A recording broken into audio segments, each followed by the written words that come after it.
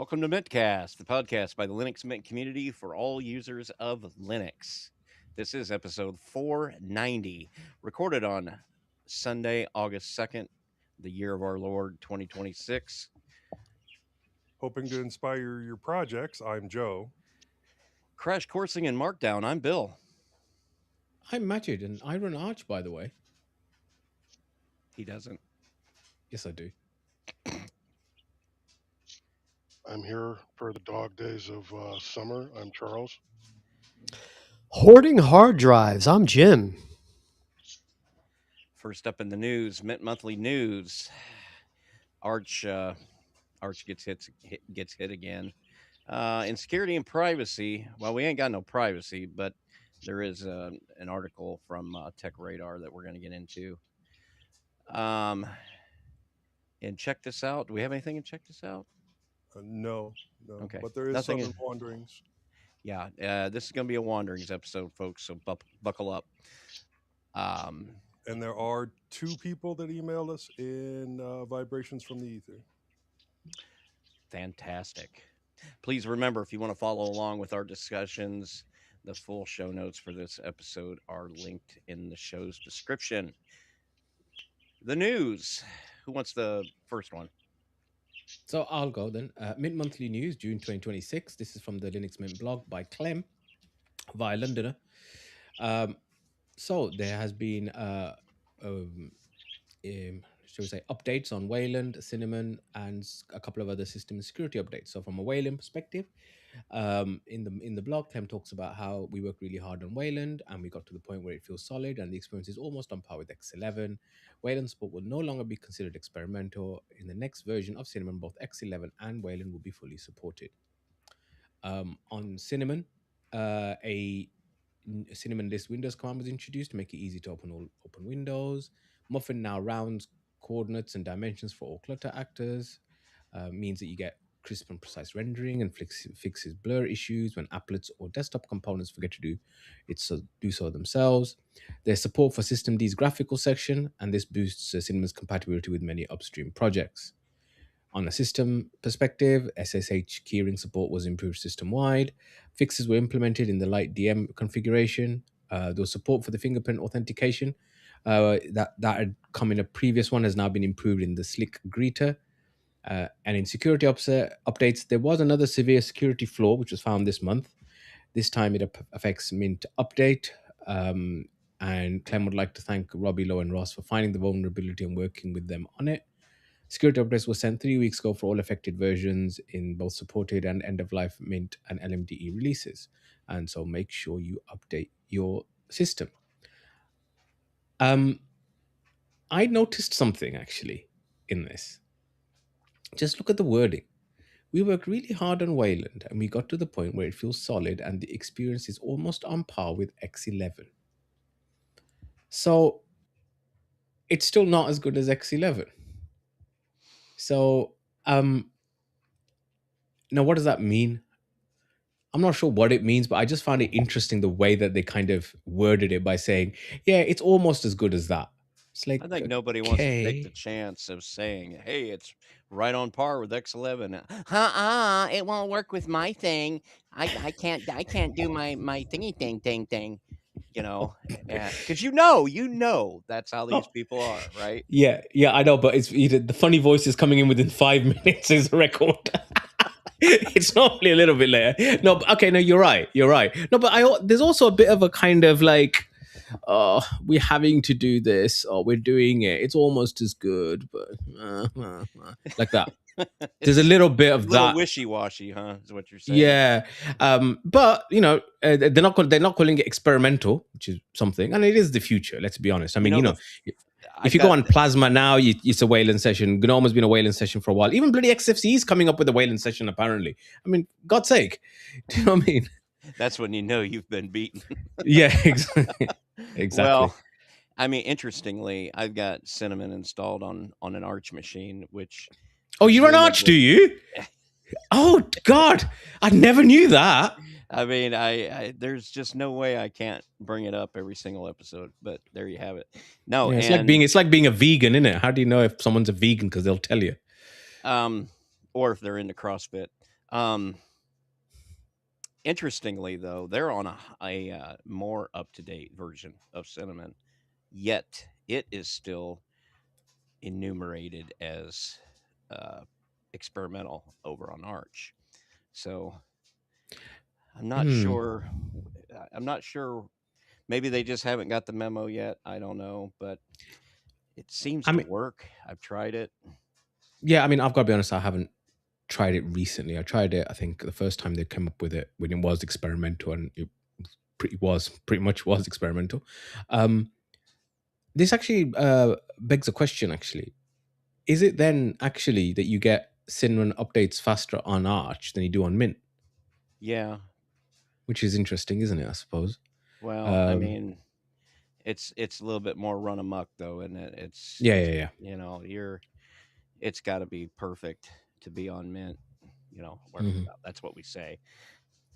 But on Arch, there's a little room, and I'm not sure that it's a real popular desktop to use on Arch because it comes with the default thing. You've got to go to the AUR and Really? it Okay. This is what they call foreshadowing, isn't it? This yeah, is what you call foreshadowing. you got to go to the AUR to get the Mint themes to put on it to make it look right, I mean, the default cinnamon has got better. better, but still not I mean, usable I for I, me. I remember I was running Fedora cinnamon, and it was perfectly fine. I mean, it didn't look as dated in 2004 like the previous theme did. Well, were they Um, using the stock theme on the Fedora side? I think they were. Okay. I know Kashi definitely was. I know that when I tried that some time ago. What exactly is this the security flaw? As in, does anybody know exactly what it is, apart from the fact that it affects Mint update? I'll take that as a no. Then, all Look right, at all fine. them hands go up. Yeah, exactly. Yeah, everybody jumping. Don't all jump at once. That's a little embarrassing if we don't Yeah, know. Then Mincast. Yes, okay. yeah, Flagship. Yeah, okay. I'll All be right. I'll be editing all this out. Okay. Well, Uh, anyway, then some news. Other news. Bill. yeah. Okay, so Arch Linux AUR under attack for the second time in less than 2 months, and I've linked in the show notes to an article over on XDA developers website, and it's really just kind of it seems to just kind of lay out the fact that we're really still where we were 2 months ago, which honestly, I knew that it would be some time before we saw any real changes on that part. Because what's happening is people who want to put vulnerabilities in the AUR. Let's back up even further. The AUR Arch User Repository is I call it a secondary method of getting software on Arch Linux, and it predates your Flatpaks and your snaps and all your modern ways of getting software that's up to date. The AUR is a way to get a hold of software that's not in the repo yet. Um, and it's real easy to just run the package build, which is the script that tells the system how to build the package, and then installed on the system, and then it's managed by Pacman. In fact, it has to be installed by Pacman once it's built. The thing about the AUR is people will put stuff in there, and it either gets abandoned because the project is no longer viable, or the developer has moved on, or it's been put into the regular repos or something along those lines. Because what you've got in there is a whole lot of these packages where you might have a piece of software, but somebody wanted to write it in a different GUI toolkit to make it look better on a different desktop or something like that. Real niche type stuff, and it's easy to do that with the AUR. But if it's also really really simple, if a package or AUR package has been abandoned, or like there's this whole process where the package maintainer can say, I no longer want to work on this. It's orphaned, they call it. Yep. So this is And the then I was you gonna. can This is the point I was gonna get into. Actually, yeah yeah, go on. So then anybody can come along that wants to and pick up the package and start maintaining it. That's great, but there's an obvious flaw in that scenario. Somebody who wants to do bad things can get a hold of these packages and um, inject something that you might not want on your system. This is why I've preached since day one that the AUR should never be used. Well, Arch should never be used by normal people to begin with, but the AUR should not be considered, in my opinion, at me if you want to. It should not be considered as much of an option for getting your software as the official repos or Flatpak, or to a lesser extent, snaps and app images, because Or it it's should come with just, some kind of warning. well, Which it does, though. It it does. really does. It does, but Okay. it's not a I'm gonna back up. handholdy warning. No. When you get in the Arch community, you are expected to know a few things You're about assumed what to you're be doing. an adult. Yeah. Yeah, And well, so the thing about the AUR is, if you back up all the way from the beginning, if you were designing a secure place for trusted software, it would be the exact opposite of the AUR.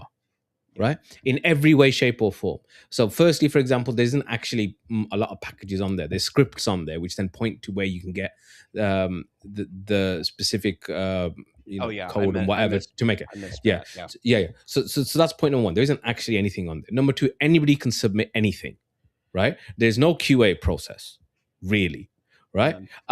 There is, and if someone abandons a piece of software, something that they put into the AUR, it can then be adopted as an orphan package by somebody else, and you have no idea who that is, really. And they can then do whatever they want with it, and they can keep it on the AUR. And so, as I said, it is, if you were to think of a setup which was rife for being messed with, it's the AUR. And I'm not actually ragging on the AUR by saying that. I'm just describing that's what it is. And so anybody who uses it, as Bill says, should know this is what it is they're getting involved in. And if you don't, then you shouldn't be using it.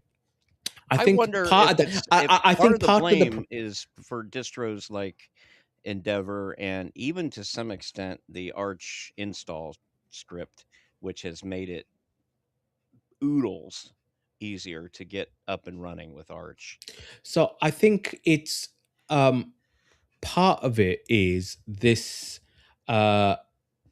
perception that the biggest selling point of Arch is the AUR, which it isn't. And I don't think anybody from who uses Arch actually does say that.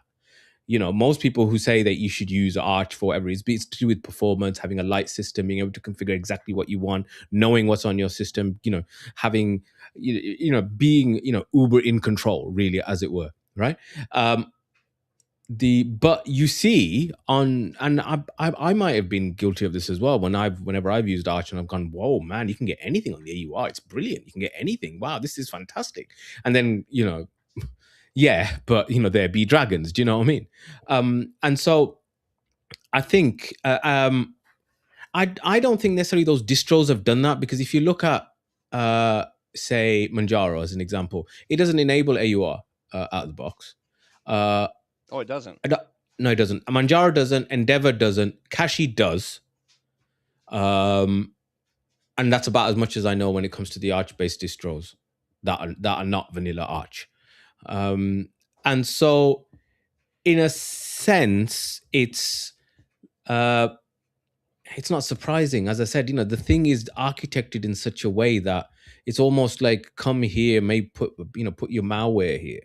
If you want, Well, I if mean, somebody it's a wanted to. community distro at the very purest definition of the word. It is community ran from top to bottom. Even the default repos are managed by people that they call trusted users. Yeah. No, I mean, okay, Trusted but maintainers. lots of distros are community distros, right?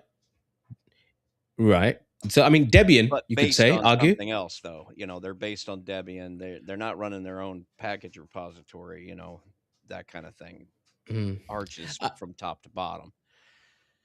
I mean, as I said, I think people who do like art. Yeah, and sorry, here's the other point. Sorry, I was going to say the I would guess that the proportion of people who are running an Arch-based distro over the last couple of years has gone up because of things like the Steam Deck, Bazai, all these kind of gaming focused distros, YouTubers moving over to Linux because of the disaster that is Windows 11.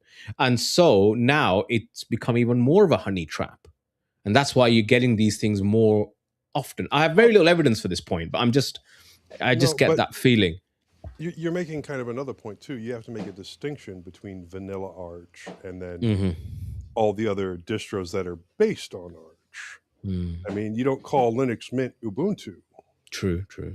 So No, that's a fair point as well. That's a No, fair but I point. think you could make Linux Mint.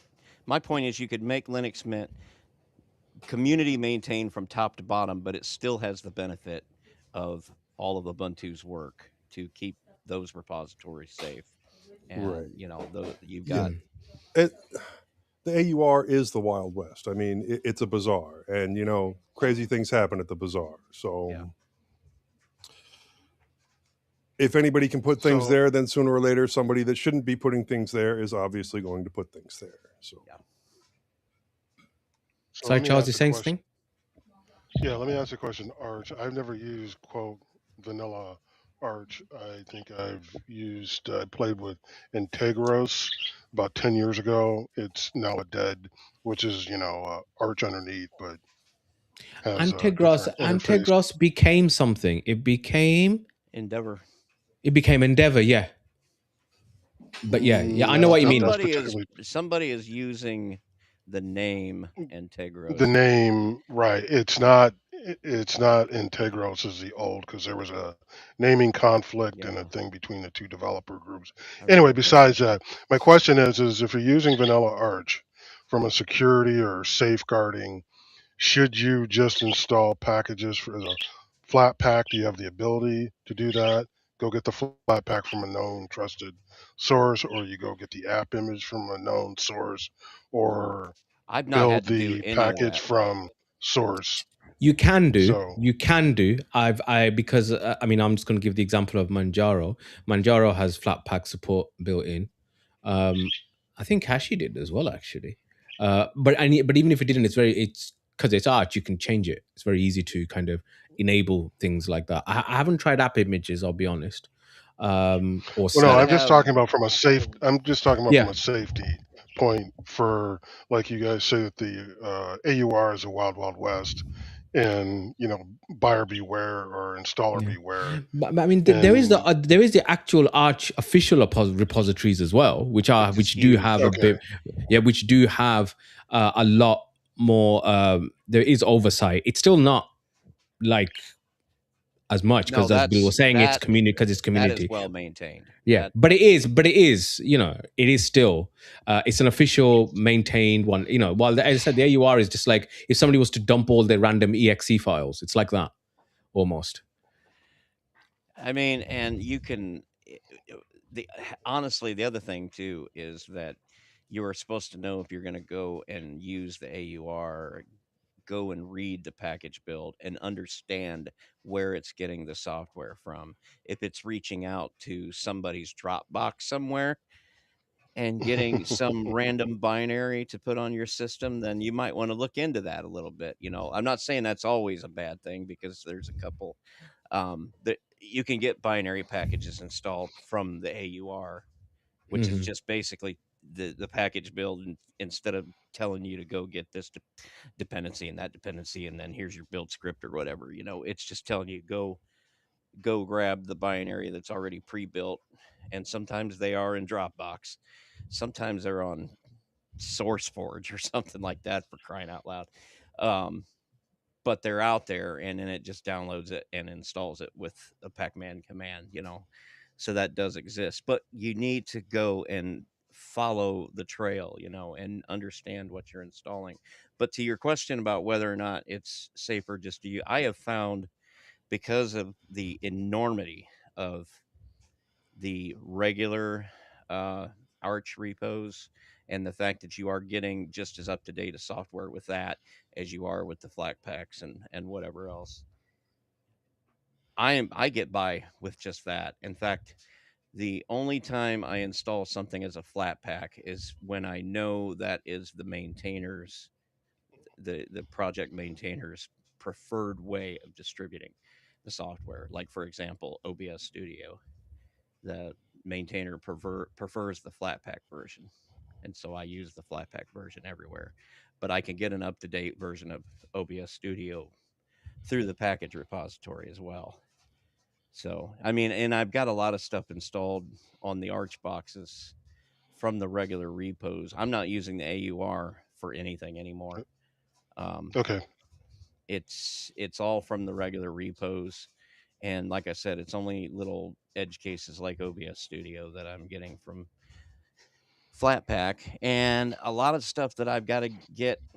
I'm gonna say I don't know if it's true that the Arch repos are bigger than the Debian or Ubuntu repos, but it feels like, at least in my case, it is, because there's a whole lot of things that I have to get from Flatpak on Mint that I'm able to get just with a Pacman install command on Arch. So, there's that. In order to get Cool. the up to date version, I see that smile on your face, Jim. Yeah, I Yeah, think we've. thanks. I think we've. Have to.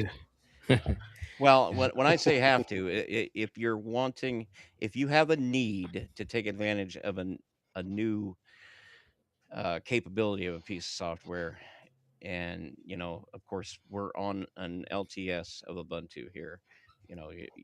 Some of this stuff is 2 years old or better. The Flatpak is your way of getting the up to date stuff. So It's your way. My way is got 3 letters. PPA. if there is a PPA, yeah. I mean, Yeah. I still love PPAs too.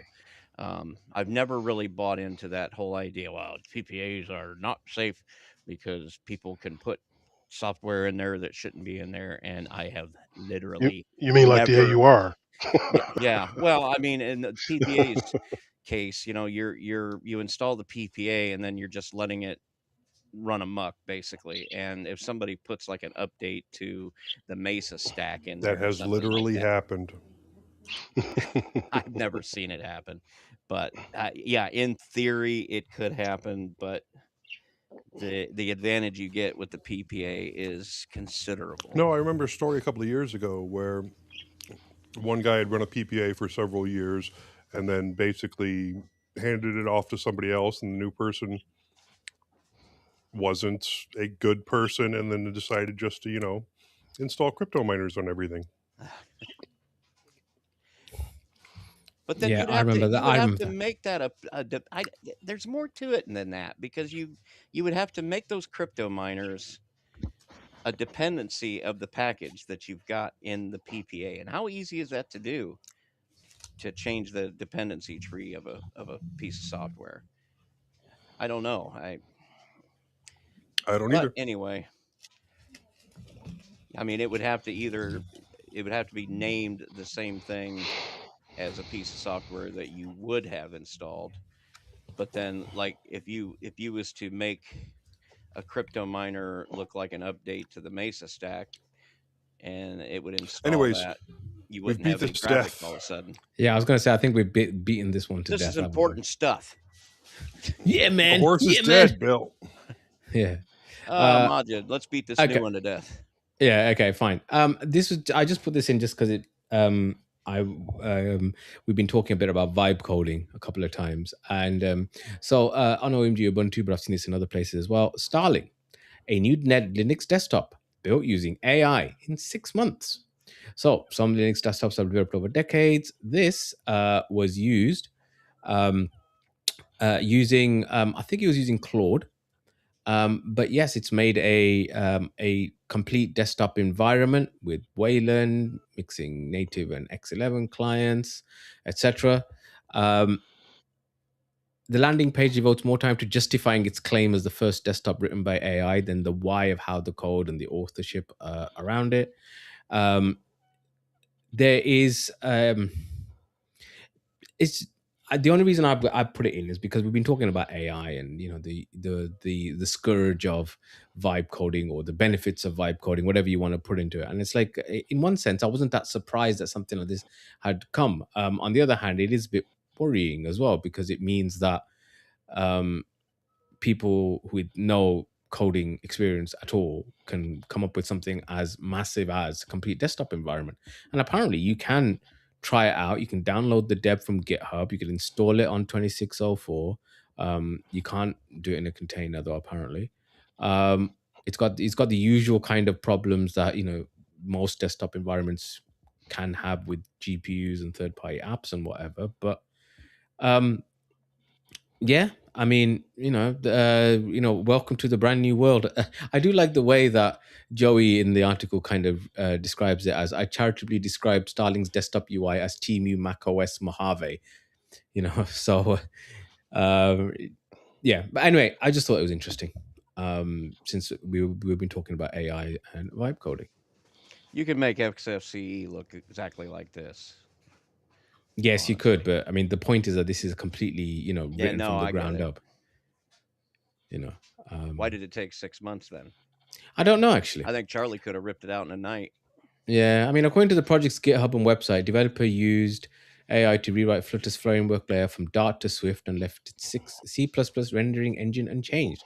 A traditional desktop uses a windowing system, but here the engine drives the display via DRM KMS. I'm assuming that means something to somebody because for me it was just a lot of words. So maybe you understood that, Bill. Oh, just changing the C to C++, the code base, and I think what it is to make it work with hardware acceleration a little bit better. Mm-hmm. DRM KMS. That tells me they want direct rendering on their kernel. What do they call that? The kernel virtual machine or KVM. What is Yeah, KMS? I'm not. Can't remember. KVM is kernel virtual machine. I Yeah, don't know what KMS is. I've got to be honest. I'm not sure. yeah, we're real qualified, Yes, exactly. but we're not going to let that stop us. Fine. Okay. This is not Yeah. the end of this, though. Is my point. Oh yeah. This is just the beginning. You are going to see. We're going to start seeing desktop environments come out of nowhere. They're going to come. They're going to go, and some of them are going to get some traction. I'm just making sure everybody's ready for this. There's going to be some popular desktops that are completely vibe coded, and it's going to make everybody angry. But there you go. But it's good though because we haven't had anything to be angry about in a while, have we? No, I can manage some You can things. always find something. It's like, sorry, have you not met me before? Have you not met the standard I was Linux trying user? to be sarcastic, but I failed miserably. Yes, you did. You failed miserably. Absolutely miserably. Oh, all right. So that's it for the news. Let's move on to security and privacy. And this article is titled "The Death of Privacy Online" from Tech Radar. Who wants this? Look at all them hands go up. Who put it in? I don't know who put it in, but I can take it if you want. Go right ahead. Proton launches a map to show how age verification laws spread globally. Proton CEO says these laws will lead to the death of online privacy. Alternatives to prevent digital safety are possible, Proton argues. Okay, so what they're doing is they're showing worldwide where laws are in place for age verification to get online, use an operating system, which I don't know. It just seems crazy to me that this is even being considered. And, the whole point is protecting children. But what would someone think of the children? Okay. If you really wanted to protect the children, then why not just get rid of the internet? Hmm. But no, that was also sarcasm, by the way, if you couldn't hear it in my voice. But no, because kids are always going to be able to find a way around anything that you put up like this, and it's stupid. So, but yeah, they really are trying to get rid of privacy, and they're using security as an excuse. Yeah. I I'm mean, sorry to interrupt. KMS's kernel mode setting, and I should have known this because it's yes, you should have, Bill. um, You should have known this. well, this is You that should go off thing and cry in the bathroom now. when you go to your Grub menu or when you're setting up Grub and you want to like put extra commands in the boot parameters. That's the technology that's using that. It's kernel mode setting. It's setting certain parameters at boot time. They're commands that are sent directly to the kernel during the loading of the kernel into the operating system. Moving on. But yeah, I'm going to avoid these laws for as long as I can because it has a point in this article. It says Proton advocates for a different approach to child protection, one that does not compromise the very concept of online privacy and is based on client side processing with results that are fully anonymized thanks to end to end encryption and publicly accessible open source code. But yeah, this is definitely the death of privacy online.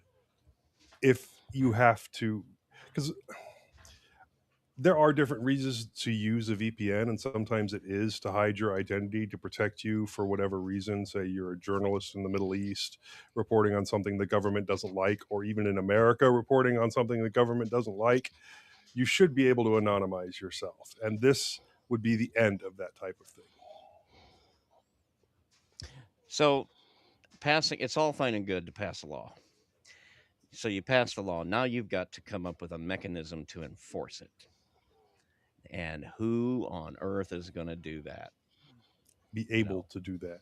yeah, this is political nonsense in my Oh opinion. yeah, yeah, 100%. So, well, if nothing else, oh no, Safeguard. Charles, you got one. Well, yeah, safeguard theater basically It is what is. the. Yes, yes. That's a good way of putting it, actually. Yeah. Yeah, Charles, you had something, didn't you? Yeah. So moving on here, I put this in here. So automatic firmware slash software updates for network infrastructure has gone from nice to have to mandatory because the threat landscape has changed. So this is taken from Steve Gibson over on the Twit network there.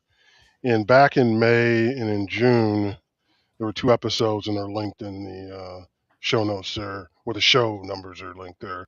So from the May 12th one, the highlights, the FCC is changing its stance on router firmware updates. Netgear is obtaining an FCC exemptions related to firmware updates. AI is discovering vulnerabilities much faster than humans, accelerating pace of vulnerability disclosure.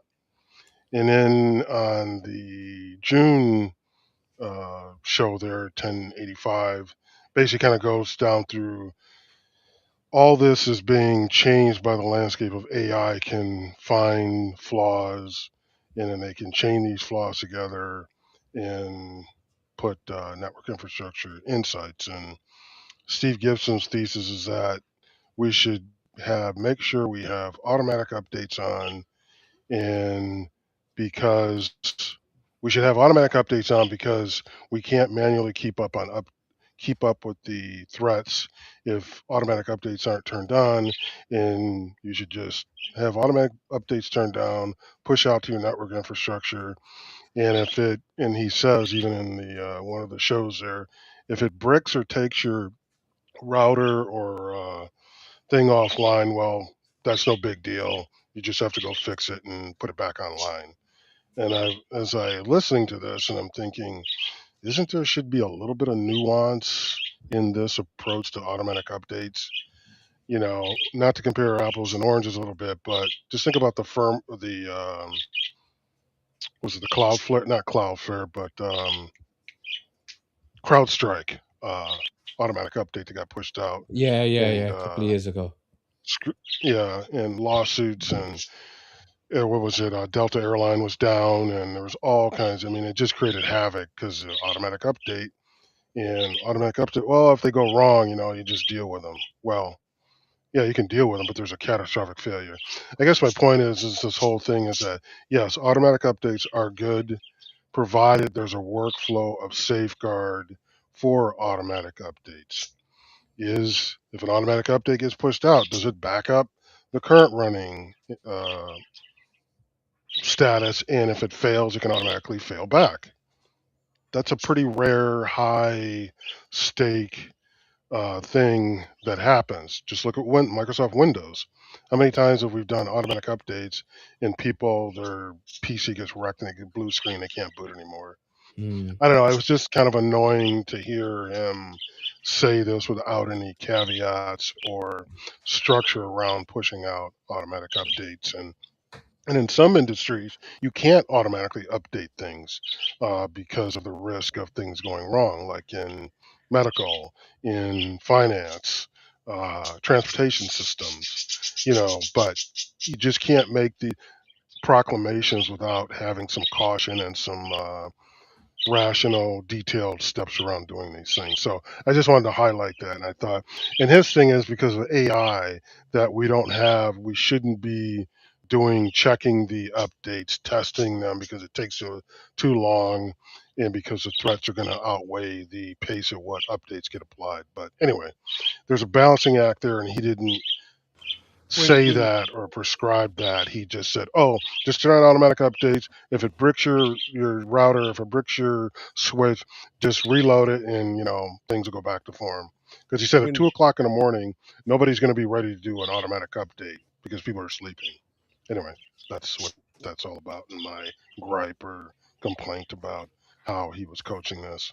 So anyway, when you're going to say, Bill or Joe? when downtime costs you millions, you'll have a different story. Mm. Exactly. Exactly. So, but anyway, yeah, people have change management for a reason, So that's what I have to say about that. Well, if anybody's got anything else, no. Let's move on to the wanderings. Joe, you're up. All right, buckle up, Buttercup. Uh, Got my last Proxmox node upgraded to 9. That didn't last real long. A bit of a tedious process, but not what I would call difficult. But then I started having problems with the set top VM. The audio had failed to work with the HDMI port, and the video output was only working sporadically. I tried several different settings adjustments, and nothing was working. Several of those attempted fixes caused slow boots or locking up as it booted. This would require me to start the mini PC with IOMMU off so the VM in question would not start due to the dependence, and I will get to that in just a second. For example, one of the mistakes that I made while trying to fix this, where I had to turn IOMMU off, was I saw that the RAM on the VM was set to ballooning for a maximum of 8 gigabyte in a system with 16 gigabyte, and it was using all of it. So I tried setting it to 16 gig to speed things along, and this meant that when the VM tried to start, it would grab all of the RAM, including everything that the system was trying to use, and leaving nothing for the base operating system, so the whole thing would freeze. Now, turning off the IOMMU is a fairly simple process. During the grub boot menu, press E and add a parameter of Intel underscore IOMMU equals off. This shuts off the PCI pass through, and I was able to reduce the RAM to 12 gigabyte and get everything running again. Turning off IOMMU makes it so that the graphics cannot be passed through and the VM fails to start. Yes, a cheat to get to the fix, but hey, it works. In the end, the fix was there's a setting that changed in the machine type with the upgrade to 9 that requires the type of the i440FX with VIOMMU set to VirtIO. It's a subsetting within the machine setting under advanced. After that, everything started working as expected, but other machines have a similar setup and did not require that. So I don't know why this specific machine required that. Maybe it's just something to do with with the Lenovo that it's on. So now I'm working on making, or was working on making a second smaller mini rack, mostly because I can, and it will help corral the equipment in my living room. I started out by going through Tinkercad and loaded all the parts and put them in the correct positions and started printing. Granted, the final product is completely different from the original design, but no plan survives first contact. So I printed the sides, top, and bottom and put all the heat set inserts and got those all put together. Then I printed the Lenovo mount and the mount for the drives, and I already had a print with the Netgear 8-port switch. And I printed a patch panel and purchased a new set of the Ethernet pass-throughs and HDMI pass-throughs. I did have to mount the Netgear backwards at first to make sure that the mini rack held its shape while I was printing the spacers for the back. I was able to use the sidewall mounts that I had previously made for the hard drives and mount the power strip to the side and use the inside for cable management. The power bricks I was able to mount to the bottom side of the Lenovo mount, which sits at the bottom of the rack, and then put a wall blank in front of it so you can't actually see them. The Netgear did ended up getting replaced with a 2.5G switch, but we'll get back to that. I have previously mentioned that I had a lot of problems with my printer, a 3D printer, and I had sent an email off to Elegoo. They did get back to me and advised me to perform some maintenance and some tests before we start replacing parts. And honestly, a quick calibration seems to have fixed the entire issue that I had where it was randomly deciding that the level was not level. I was going to use one of my power supplies for the 2.5-inch drives in the new mini rack where have been talking now for a long time about taking all my 2.5-inch drives and making a similar setup to the one that I have with 3.5 out in the garage. If I had used a full size ATX, I'd have to put print another shelf for it and find a way to squeeze it in there. But then I went out and found some interesting things at the local resale. I was able to pick up a brick style power supply that has an IDE port connector on it, and it came with a SATA adapter. This frees up quite a lot of space on the mini rack, and it allows for a bit more flexibility in the build by not needing that full size adapter. And the switch that you require to bypass how the power supply turns on. And considering that I'm running like 4 2.5-inch drives on this thing, it should not be a problem power wise. I started working on the Lenovo and try to get it in order to try and get it to hold the more drives. It does have an M.2 slot, and I wanted to see if my old adapters that were supposedly broken would work in it. So I pulled out 4 of them, and the 2 that were previously used on the HPs internally would not work at all, even though the lights would come on. I'll need to test them on another device in the future to verify, but they may actually be bad. The other 2, however, that were the USB-C adapters were interesting because they were the B+M style, which is what the Lenovo actually takes. Both of them were recognized, but they'd only ever see like the first drive in line. It was very frustrating. They seem to be in working condition, but I do not have a use for them right now. And the USB-C adapter seems to be what was causing my previous issues. Anyways, with how the M.2 is positioned, I was not able to have both the M.2 adapter as well as the SATA internal drive connected to it. So I had moved it to the other adapter as well for the testing, which is how I figured out that only one drive could be seen at a time, because it would only boot when the primary drive was in a specific slot. So I was setting this up for 4 external drives, and this device already had a drive that is hooked up. Hold on, I skipped ahead there.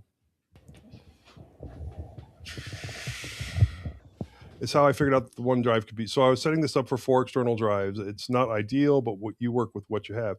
I looked through my parts and I found the M.2 SATA adapter that has 2 ports on it. And it's an AE adapter, so it goes in the Wi-Fi slot.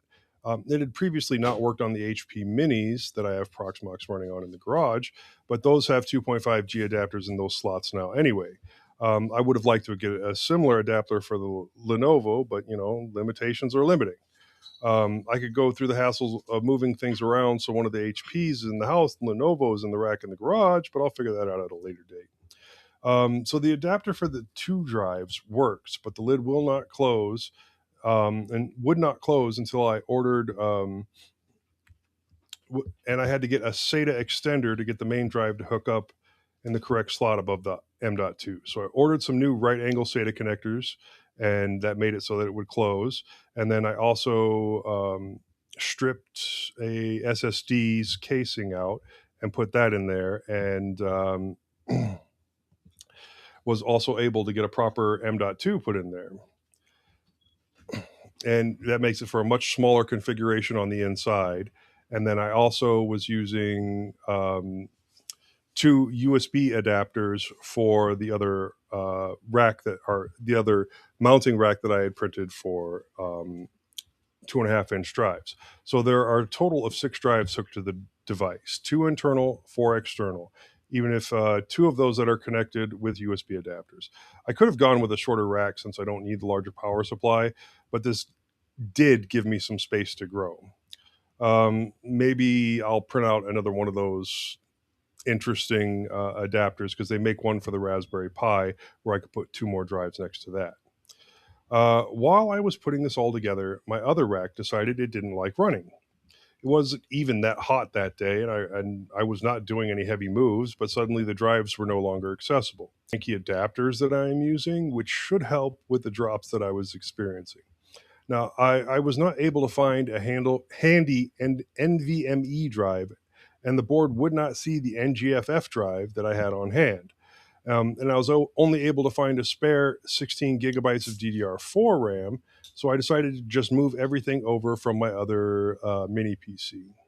And so it does move it from an i7 8th gen to an i5 8th gen, but I think the onboard 2.5G and 8 SATA ports more than makes up for that. So currently the device has a 2.5-inch SSD and 32 gigabytes of RAM. While hooking everything back up on the rack, I did notice that some of the SATA cords were starting to fray. These are the low-profile right-angle cords that I picked up for internal connections, and I don't think they were supposed to be put through the crap that I have put them through, so I'm not excessively surprised. I have plenty of cables, and these will get replaced soon enough. I did get to 3D print a rack mount for this new motherboard, and was lucky that the faceplate matched up from the person that made the 3D print and had posted it. There was a template, and I could have designed my own, but I was printing these while the item shipped to me, and the image looked the same, even if the model number was slightly different. Everything with that device worked as expected. I did have to mouse and keyboard my way into it so I could update the primary NIC again, and the reboot takes forever, but I think that I can make some future improvements to that. Also, since it has 2 NICs, I think that I can eventually also make this my DIY router if I decide to. Or actually what I'll do is I'll use that spare HP, now that I think about it, since it also has 2 NICs, and my internet connection is not fast enough that I need to worry about the WAN NIC being 2.5G. I should also mention that the power supply that I already have on the rack is a full-size ATX power supply, and I just needed to remove the power button and find the 4-pin and hook those up. I might get some right angle adapters in the future to help with the height, and I thought I was going to need to cable up a power button, but I got lucky and this motherboard just has one built in right on that back panel. After doing the shuffle of hard drives to make sure that I was using the best processor and RAM for each device, one of my other nodes just would not boot. I thought it was a cable issue, but after taking it apart, that turned out to not be the case. The hard drive was only seen sometimes. I think this may be due to the cable that comes with the device that connects the motherboard being fragile, but I tried a different one and neither of them worked. I did end up ordering another one, and the new one worked, but it still wasn't seeing the previous operating system. So I ended up having to reinstall Proxmox, delete the old node, and add in the new one. Then I was able to restore Joplin, which I have a backup of, and Home Assistant, both from backups, but needed a new VM and a new Jellyfin instance. But that's okay, as this one is an LXC, and it has hardware acceleration. Thank you, Bill, for mentioning that to me. Now I just have to get all the users added back in. Also, since I was no longer using the VM for Jellyfin, um, which is what I was doing previously, and it's not connected to the machine with direct access to the drives, I needed to be creative with setting up the shares so I can easily reconnect the Samba shares without having to restart the computer. I decided to add a pre-start hook script to the startup of the LXC in the same way that OMV has a post-start script. I got rid of the delay, and now restarting Jellyfin also makes sure that the shares are connected before it runs. So if the shares drop, instead of manually reconnecting or restarting the whole system, I just have to restart that one LXC, which will then reconnect the Samba shares. I was also able to find another DVR at one of the resales for $6, which had a 500 gigabyte hard drive in it instead of a 1 terabyte like the last one, but I can still find a use for it. It also had a fairly sturdy looking 40 millimeter fan with a 3-pin connector that needs a bit of testing. But if I need some cooling, it will be extremely helpful. I'll keep buying these when I see them, even if it's just for those two parts. Although the right angle SATA extender that I mentioned earlier did come from one of the ones that I had bought. So then I started having problems with my garage PC. It kept freezing. I had talked to Bill about this because I thought it was the graphics card. Because it was happening a lot when I was doing anything graphically intensive. So that made me, obviously think graphics card. I do have other RAM and another motherboard as well that I can use for testing. I'm really hoping that I had really hoped at the time that it wasn't the graphics card.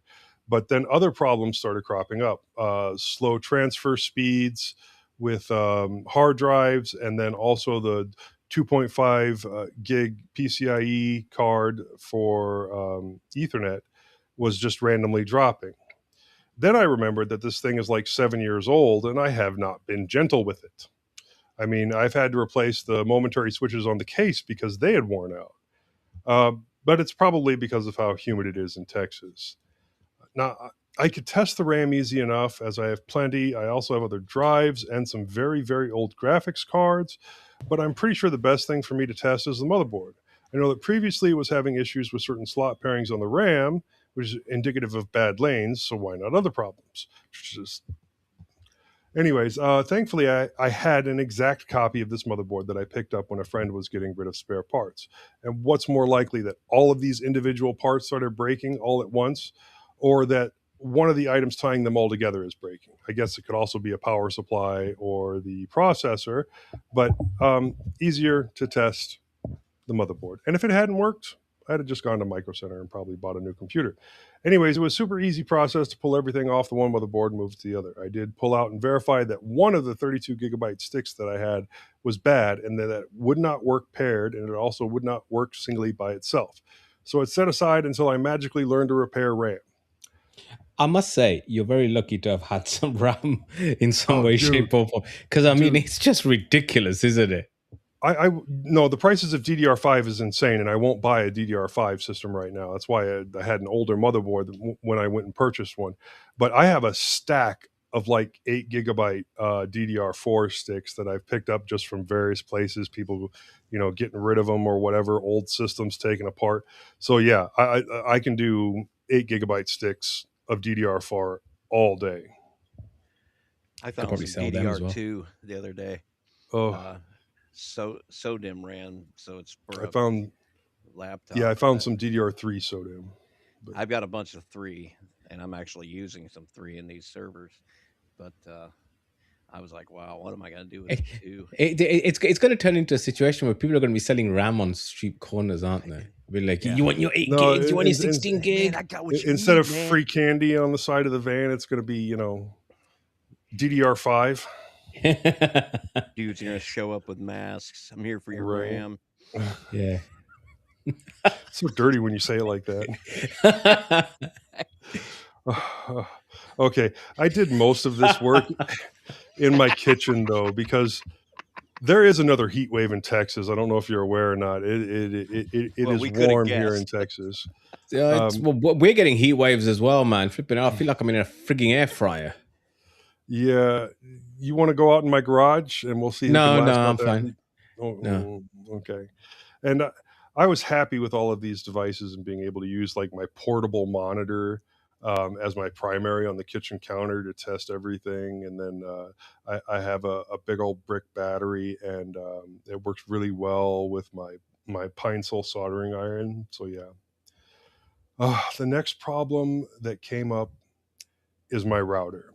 It seems like the 2.4 gigahertz antenna keeps showing as no internet. Also, sometimes it will not allow either of my DDNS God, setups do to you want one work. of these Amada routers? I've got 3 of them now. Potentially, are they 2.5G? Are they Wi-Fi? Yeah. No. No, no, no. You'll have to have a separate uh, Wi-Fi. access point. Okay, I'm working on that already then, and I will get to that. But I do appreciate the offer, and it might have been easier than me buying another one of those 2.5G switches. Well, Mike bought it for me, but we'll get to that too. Right on. But a restart will fix my DDNS issues.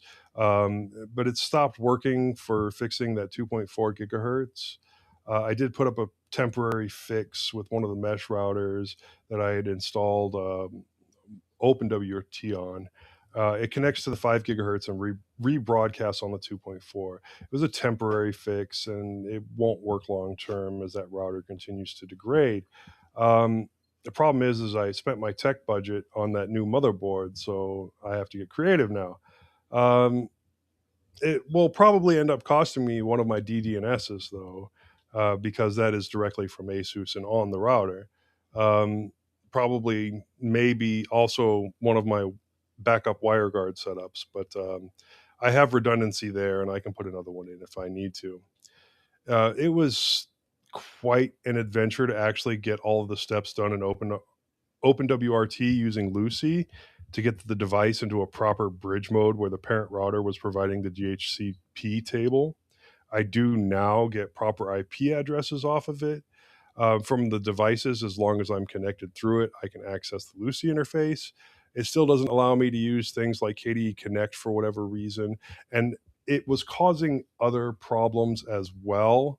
I did end up turning it off, but because one of them was like Wi-Fi 6 and the other one was Wi-Fi 5, like when my work laptop was connected to the Wi-Fi and it would switch to the other one, it would, instead of maintaining the connection, it would start a new connection, which would end my VPN, and it would have to go through the entire security process again.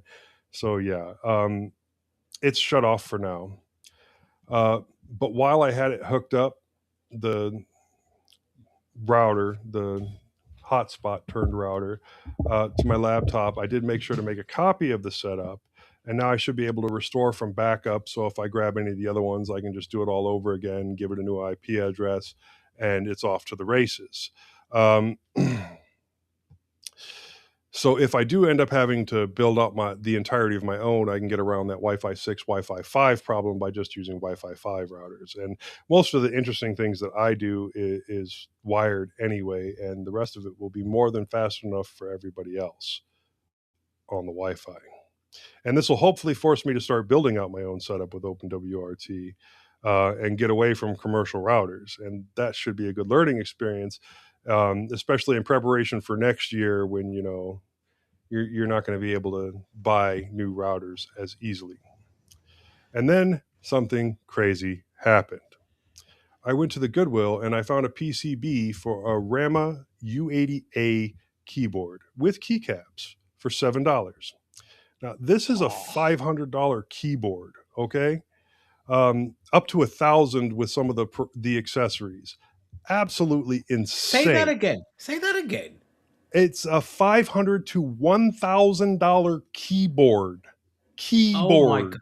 You Yeah, lucky that I bastard. got Oh, for people take $7. stuff to the Goodwill. They have no idea what Yeah, it is. yeah. I It's the also, yeah, what do you call it? The charity store is what it is. yeah. Secondhand. Yeah, no, I understood that bit. But I'm lucky bugger. That's what I'm saying. Yeah. Oh, yeah. Well, whoever had it was obviously like, building keyboards for themselves and others for whatever reason, because there was also a frame for a Keychron K2. I did recognize that one, but I didn't recognize the RAMA. I had to look up the RAMA.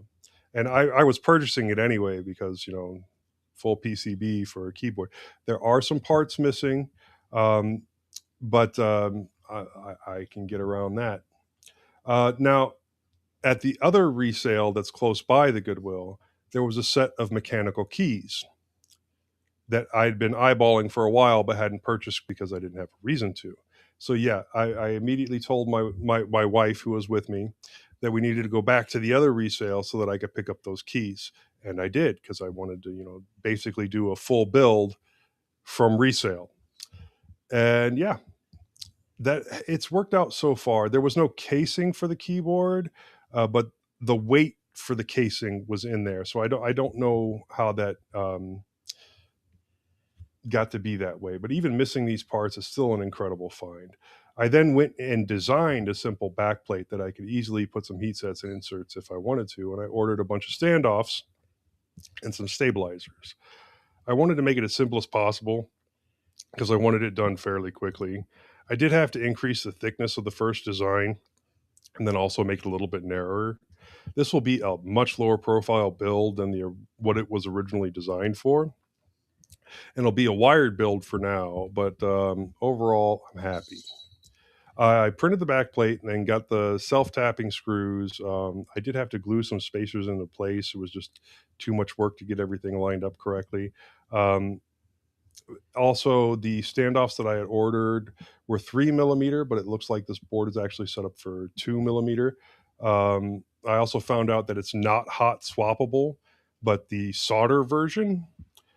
So it'll be much harder to change the keys out in the future. And I'm not necessarily a fan of the mechanical switches that I picked up at the resale because they're very smooth and very quiet.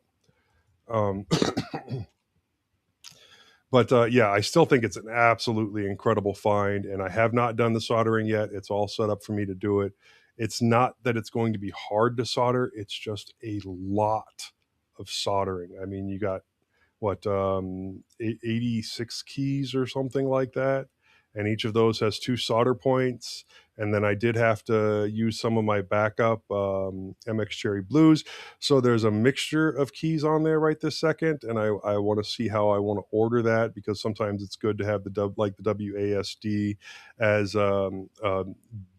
different clicky keys, so it helps you to when you're gaming and things like that. But if I'm going to do that with those, I might as well do that as well with the arrow buttons.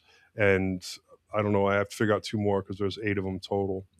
But yeah, it will be fun to finish. Okay, I also decided that since I had everything out, that I would set up my last HP Mini into the second rack so that I could eventually start doing that OpenWRT or OpenSense build that I was talking about sometime this year. And I think it's going to be a lot easier than I thought when I wrote this.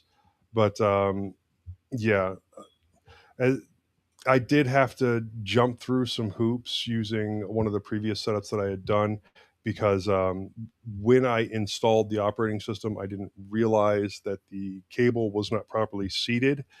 And Proxmox requires an internet connection to install properly.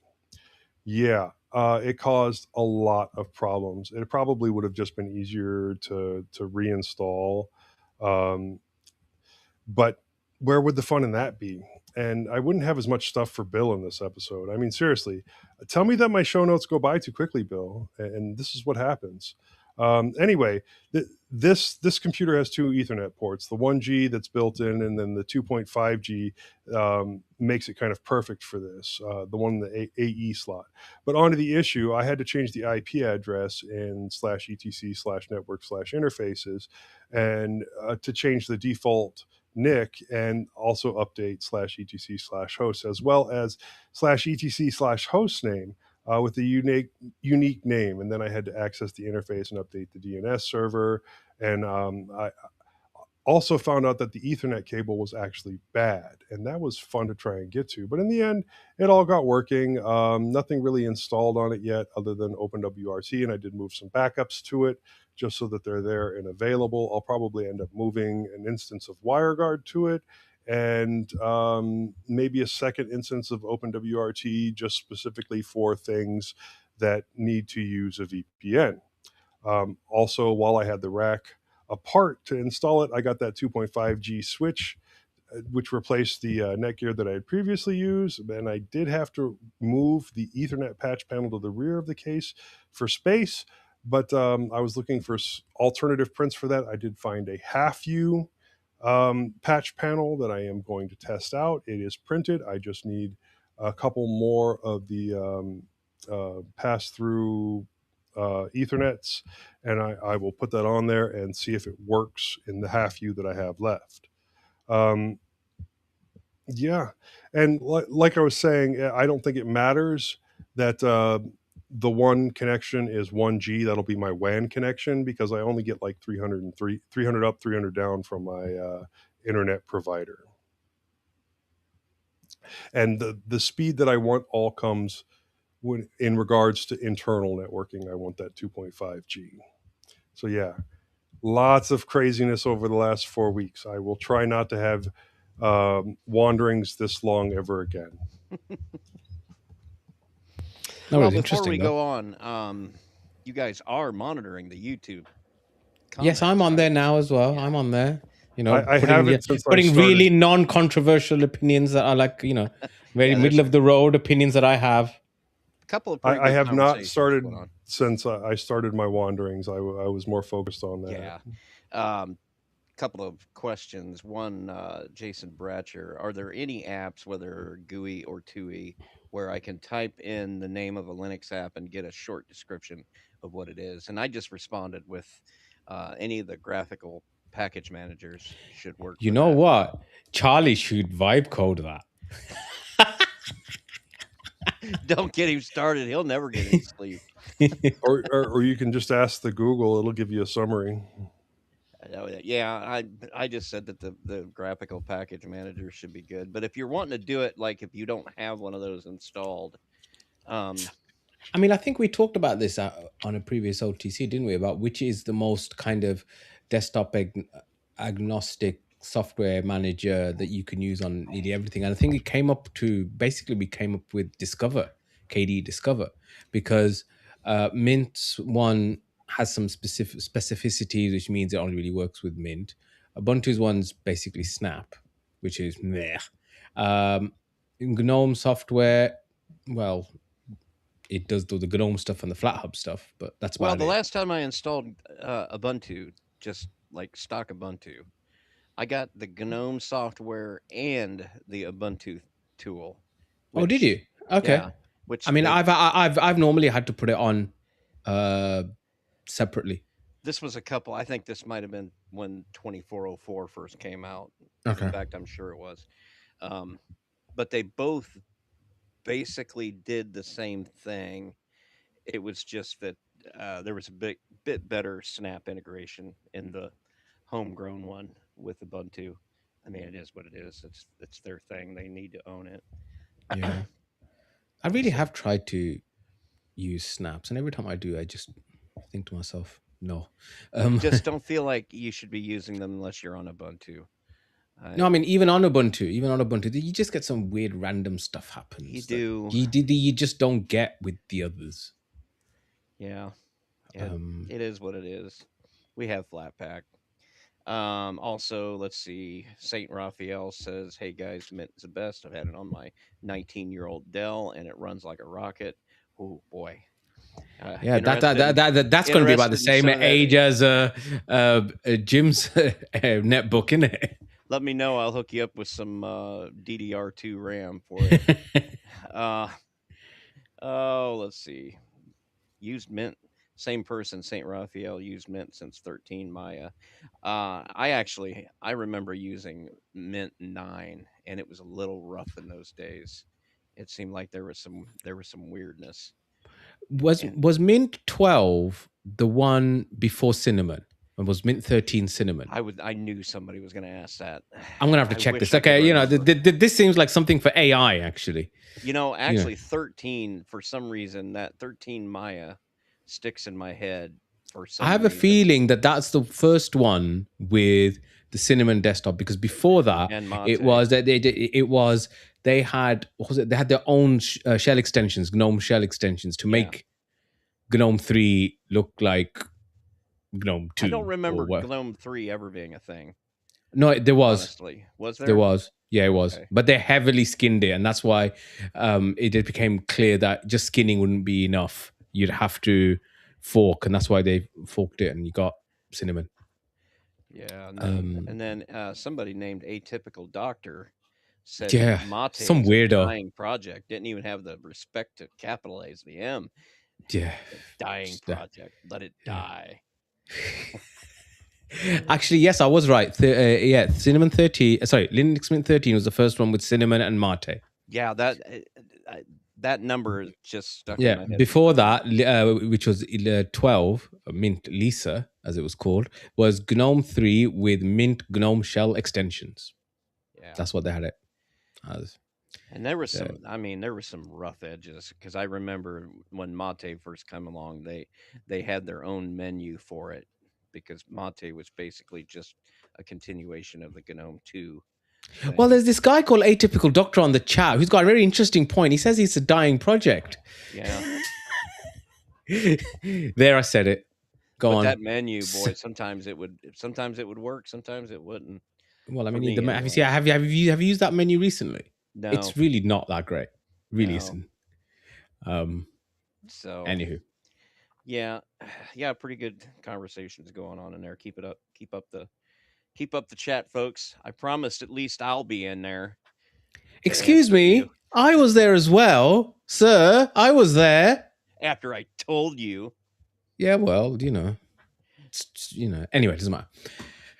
Okay, so my time for my wanderings then. I haven't got as much as Joe, partly because it's work's been busy as usual, and unfortunately we've been having again deaths around. One of my mates, his 2-year-old died, which was really it's quite traumatic, as you can imagine, for everybody. Having said that, tech was a good way of kind of escaping from all that shit, really. I've written this and then realized that it's slightly out of date. I put that I run Arch, by the way. I don't know, Bill, if you've heard of this thing called Arch. It's a distro. It's apparently used by weirdos. But mostly just from you. Yeah. Do you run Arch? Yeah, it's just I'm surprised you didn't know. Anyway, so the backstory is this.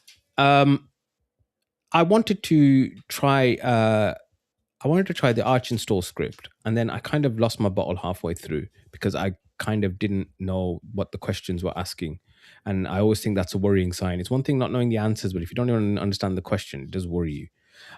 And so I decided to put I might need to back up a little bit further, actually. My wife was complaining about her laptop because it's Windows and it's crap. It's Windows. And I finally got her to try Linux. And I sat trying to think which version of Linux should I put on her laptop, which actually it wasn't her laptop because she wanted to give her laptop to my daughter. And so I had to use my distro hopping laptop, and I gave her my distro hopping laptop, which is a Dell 8th gen i5, 16 gigs of RAM, 256 gigs storage, which I'd got for £100 off eBay for distro hopping. So anyway, and for some reason, at the time it made sense. I thought Manjaro would be a good idea. On the basis that it be relatively up to date, and at the same time, it allows flat packs and all that sort of thing. I was never going to obviously enable the AUR, obviously, and it would be a fast system, because you can prune stuff from Arch and whatever. And to be fair, she quite liked it, actually. It was running KDE. I think it was more the KDE that she liked. I mean, she's not a computer literate person in any way, shape, or form, but she has to kind of get her to do it now because she's doing this counseling course and she has to write essays and dissertations and all this kind of stuff and do research and all that.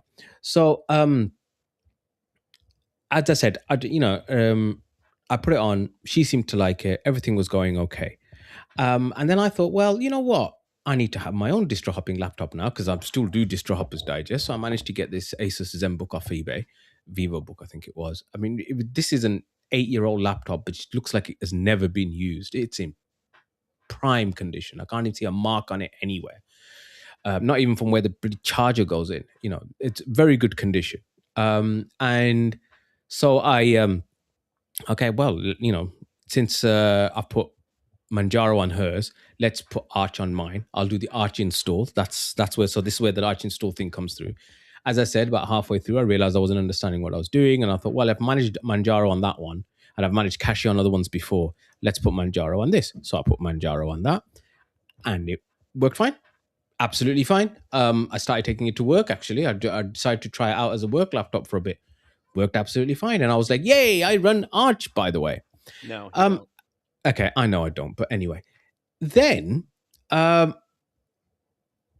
could have been expected by anybody, really, my wife started running into problems because she's like, I don't understand what this is and why is this? Yes, exactly. I know. What were the chances? Yeah, what were their chances? Now, to be fair, there weren't major issues or anything like that. But I thought to myself, you know what, Magic, this wasn't the best idea in the world. Really, it wasn't. Right. So, what I'm going to do? Yourself, Magic. Yeah. So, It was a terrible idea. Well, yeah. I mean, because she'd it'd only been like a week or whatever. It was quite relatively easy to just kind of migrate everything off and, you know, basically rebase it. So I said, I'm going to take your computer. I'm just going to do an update or whatever, and you'll get it back, and it will look exactly the same. Don't worry about it. And so because of the fact that I said it would look exactly the same meant I had to kind of go for a KDE-based distro. So I thought, what can be more stable than Kubuntu? I mean, you know, 2604, LTS, you know, blah, blah, blah, you know, supposed to be this. Anyway, no, it's not actually. It's not as stable as you think. I did it and all sorts of weird errors started coming up and issues with the brightness of the screen and the volume and the this and the that and the other. And she was just like, I don't understand what's going on. I'm like, I don't understand what's going on either. It's all a bit, you know. And so I decided that Asus one that I was using as a distro hopping laptop, I thought, well, this looks nice as well. And she likes nice, shiny things. Let me do a fresh install, nuke and pave on that of Kubuntu. And I did. And although for the first, it didn't install first time round for some reason. I don't know why. It just balked halfway through. Had to do it again twice. Now it's on there. Now it's working. Now she's happy. And she actually quite likes it because it's got much better brightness and it's got a better keyboard and it looks brand new, as I said, even though it's clearly not. So that did make me kind of think that there is something going on with the QA on the Ubuntu side because, you know, I generally don't get these kinds of issues with the LTSs. You might get them with the interim releases, but it's just a bit odd, really. So now I don't run Arch, by the way, because now I've got the other old one back. But I am now. I'm going to read up and I'm going to do the Arch install. I'm going to do it properly this time around. This time, get me on the horn. Mm-hmm. You have 24-hour access to me. And is there a reason why you just didn't put Linux Mint for your wife and be done with it? Yes, because it was on 22.3 and meaning it's on the older LTS. And so there was some programs that she needed, which it did come to mind. I'm not going to lie. It did come to mind, but there was a couple of things that I could have done a bit of, you know, hacking around and this, that, and the other, and I could have managed, but I wanted something slightly more up to date. If for example, there'd been mentioned. Are you saying that there's a program that your wife needs that will not run on Mint 22.3? And what is the name of that program? It's something to do with her. It's a specific thing to do with her college remote desktop ping thing, which as I said, if I pushed it, I probably could. Okay. But I thought to myself, if we were on Mint the newest version of Mint with which is coming up later this year, based on the newest LTS, I probably would. But You it was needed because a it was newer kernel is what you needed. basically, yeah. Yeah. Basically, yeah. That was the thing. As I said, I probably could have managed, but then having done the stupid thing of going for a bleeding edge kernel already, and that didn't necessarily work that well on Manjaro. I There did are think, ways to force Mint to have the newest kernel, but why do that? yeah, that's my point. See, there are I could, but then I'm just adding more work, because I in the same way you that can Bill, that you install are mainline on the Ubuntu tool mainline. You can get that working on okay. Mint, and that All gives right. you the same tool for choosing. Mm. No guarantee that things will work right once you do that, because now you've crossed into a territory where you no longer have any support Yeah. anywhere, because you're using something made by your own hands, basically. Yeah. Now the one thing that I was able to do a little bit of while I was running Arch, stroke Manjaro or whatever, I did have a bit of a mooch around trying to try out the new Firefox Nightly, which has got their new interface on, because it was available in the AUR and in the Arch repos, but it wasn't. If you wanted to try it on the other desktops, you basically have to download the tar file and do it that way. It's still very early days, actually. I haven't really tested it as much as I would like. Bill, being my computer sugar daddy, very kindly sent me a Vocaster 1 interface, which I am now using. And so I probably sound a lot better than I have on previous Sounds episodes. fantastic. Thank you. Almost Thank as you, good as me. Bill. Thank you, Bill. Yeah. I did need to get a few Please other. love me.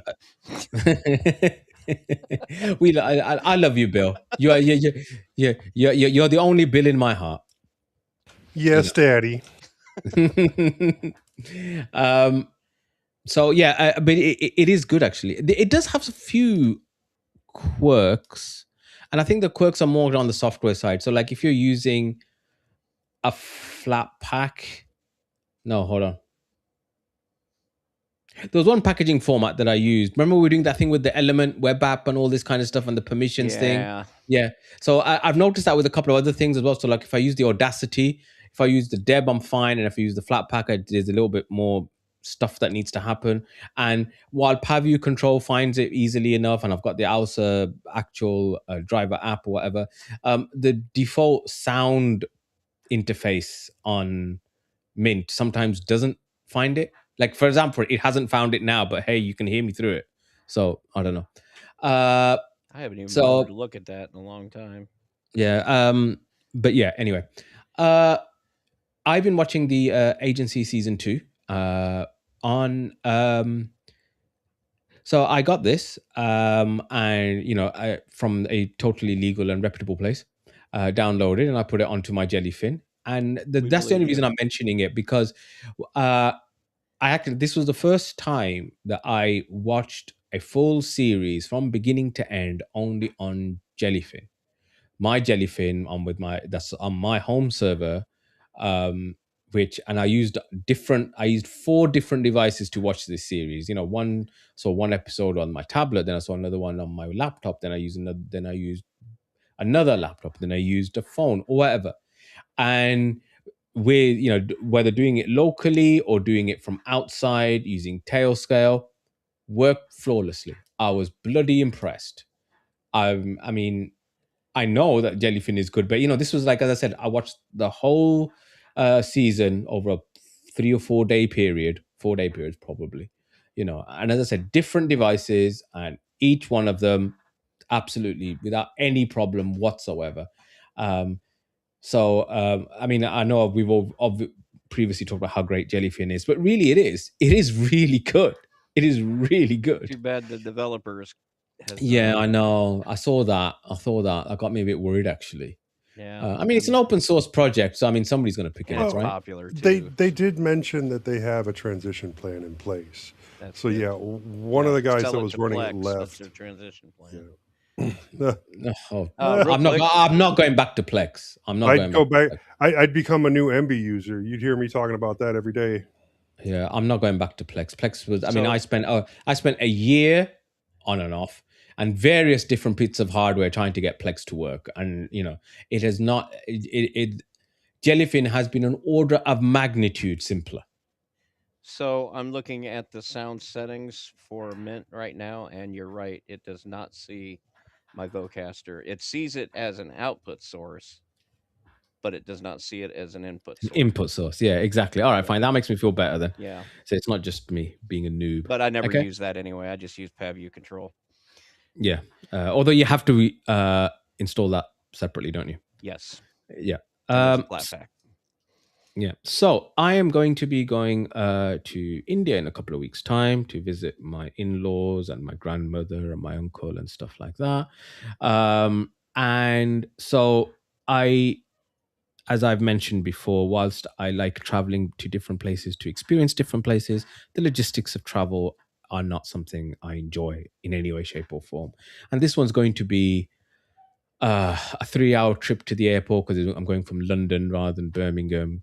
It's going to be via Doha, which will be quite interesting actually, because I've never been to Qatar before. I have. Yeah, I've only ever heard good stuff about Qatar. Okay, that says it all. And yeah, and then a couple of hours transit, and then from there to Bangalore. And so I need something to make me switch off. And so I decided I will treat myself to a new pair of ANC headphones. And the ones that I got were the CMF headphones Pro, made by Nothing, the brand Nothing. I've always been a big fan of Nothing. I've had loads of their different earbuds before. I was actually going to buy their headphones, but when looking at the reviews, people were talking about how the CMF were pretty much 90% of the functionality of the Nothing over ear headphones for about 60% of the cost or half the cost, depending on if you found it on a sale or somewhere. Nothing is the breakaway from OnePlus, right? So Nothing is it's not really a breakaway in that sense. It's not actually linked, but it is made by the guy who used to run OnePlus. When what was his name? Not Pete Lau, the other guy. Can't remember his name now. It will come to me. He left OnePlus and founded Nothing, which is technically a British brand, but obviously he's got a lot of his manufacturing is all. In fact, all of his manufacturing stuff is all done in Shenzhen, in China. And it is in one sense, it's a bit of a spiritual successor to OnePlus, the dearly departed OnePlus, which looks like it's going for more Western markets, according to the latest news reports, which is a shame because I loved OnePlus. Anyway, they have they have these over ears, and as I said, I was going to buy the Nothing ones, Nothing headphone A, and then as I said, the review said the CMF ones were pretty much the same, but with slightly maybe slightly less build quality, but more or less the same. Anyway, I'm waffling now. They're really good for £55. They were brilliant. Great. You've got an EQ. You can mess around with the EQ a little bit. But noise cancelling is good, so I'm hoping that it will drown out everything on the flight on the way, including my wife and my kids. And the one slight problem with it is not really a problem for me. It's a problem for everybody else. Is there is a bit of sound leakage. So people who are next to you will know what you're hearing. And at the moment, I am listening heavily to the re-release of Bring Me the Horizon's first album, Count Your Blessings, called Count Your Blessings Repented, which is basically a deathcore album. And I've never been, I like heavy metal, I like rock music. I've never really been into deathcore, but I've quite liked this. So now everybody else, whilst I'm oblivious to the world, everybody else is going to hear a lot of. So they're going to tap you on the shoulder. Excuse me, sir. Are you a devil worshiper? And I'll say yes. What are you listening to? Yeah. Are they going to say in that accent? Are they going to say in that accent as well? Yes. I don't know. In my head, they are. Honestly, all I see is Majid slapping whoever talks to him in that accent. Leave me alone. If they do it to his face. Yeah.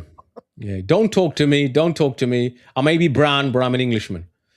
Anyway, so You need yeah, to my check one. out Norwegian symphonic death metal. Yes, I have. Okay, is that like Devon Townsend, all that sort of stuff? Devon Townsend's into, he's into symphonic metal. Symphonic metal's kind of awesome. I'm getting into some of that. I can't. I don't have much to say about it, but I've been. You don't like Sabaton? I don't have much to say about it because it's just starting to pop up in my YouTube music feed, and I'm, because I love European electronic music. I always have, all the way back to my army days over there. I went to raves in the old abandoned castle courtyards, and I just love that shite. Just the banging in my head. I love it. And now they're mixing some guitar elements and some heavy acoustic drum type stuff with it, and I'm here for it. I gotta say. Yeah. Look, Lacuna Coil. I found them to be quite good as well. Lacuna Coil is kind of awesome. It's one of my Ice Nine Kills. They're good. Most I've not really heard Sabaton. It's probably AI generated. Bill looks like he would be a baby metal fan. Yes, yes. In fact, he should listen to the because Baby Metal do some brilliant collabs. Do you know what I mean? They've done one with Bring Me the Horizon. They've done one with Bloodywood, which is epic. I mean, it's brilliant. And a couple of others. I think there's even one with Tom Morello they've done. Yeah, people like to talk smack about Baby Metal, but they really are a good band. So. Oh man, they're brilliant. They're brilliant. Starting to have regrets here. Yeah. Mirath is good as well. Tunisian band. They get a bit of the a bit of the Arab influence into the heavy metal. So I love that too. You should check out Drunken Tiger. Okay. All of these are going in my list. Anyway. So yes, that's all my wanderings. Jim? Yeah, I just have one follow-up question for Majid. When you binge watch a television show, do you watch more than one episode per day? You're not binge watching unless you're watching like all of them. Like, I mean, at least five of them in a row. I mean, I've not gone that far, but I have watched like 3 in a row easily. Okay. I mean, I remember because I got into Game of Thrones late. I remember it was the summer of 2015. I had just finished my junior doctor job. I had already got my attending job. So I had 3 months of just sitting around at work, chilling, because I was like, I've got a job and I'm leaving, suckers. Anyway, and I decided, this Game of Thrones things that everybody's on about, let me get through it. And I got through 5 seasons of that at work in like a couple of weeks. So yes, I do get through a couple. Okay. When I'm binge watching, otherwise it's not binge watching, is it? Otherwise it's just like normal telly watching a week. Yeah, I personally found that when I watch more than one a day, it just feels like you're just trying to get it over with. You start enjoying each one less. You're getting more fatigued. I personally have decided, like years ago, when I'm quote unquote binge watching, it's 1 episode per day. Sleep on it and watch another episode the next day. Mind you, I may watch more than one show or one type of thing per day, Yeah, that's a function of your youth and how you used to watch TV as a kid, where you'd watch 1 episode of one show and then next up would be another episode of a different show. Yes, exactly. So, yeah. Anybody else suffer like this little bit of depression when you get all the way to the end and you're done? Yes. Yeah. Okay. Sometimes it's hard to watch that last episode. You got to have your next show, like in the you got to have it in the batter's box. Yeah. You. It's like a breakup, isn't it? It's like, okay, this is ending, and I need to figure out who the next bird's going to be. I'm not the only one now. Yeah, because that whole thing was real. Yeah. Anyway, Jim, go ahead. Okay, 2 things today. The first one's quick. You may recall from a previous episode, I was talking about how I had purchased a Dell OEM stock Blu-ray drive for $50 on Amazon to replace this Pioneer Blu-ray drive in my media desktop that like mechanically failed. And the reason I did that is even though I have a Blu-ray drive on my laptop is because the desktop is where my hard drives are, where where Plex is. So I didn't want to have to keep ripping the Blu-rays on my laptop and then dragging it over the network over there. So anyway, uh, for whatever reason, it was not working to recognize and play the Blu-rays. However, on my desktop, unlike the Matsushita drive built into my laptop that pretty much worked right out the gate, this other drive did not, and it's an internal drive, in a 5.25-inch bay in my desktop. So, however, I did appeal to the Make MKV forum, which is moderated, and they have to approve your post, and it took a number of days, but I got a response from a forum member, and he encouraged me to post my logs for both the Make MKV on my laptop, and which worked, and the one in my desktop which did not.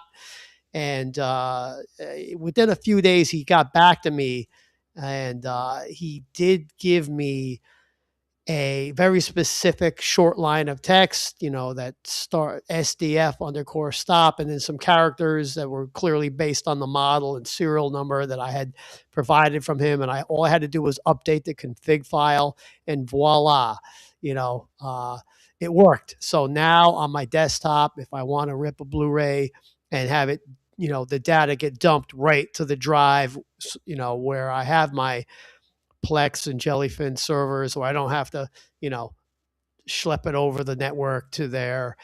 It works perfectly, and I have Tom TY89 to thank. So yeah, it was something very specific you had to put in there. It wasn't much. It wasn't hard, but if you didn't know, there's no way to figure it out really. So I'm very happy now. I've got 2 working Blu-ray drives.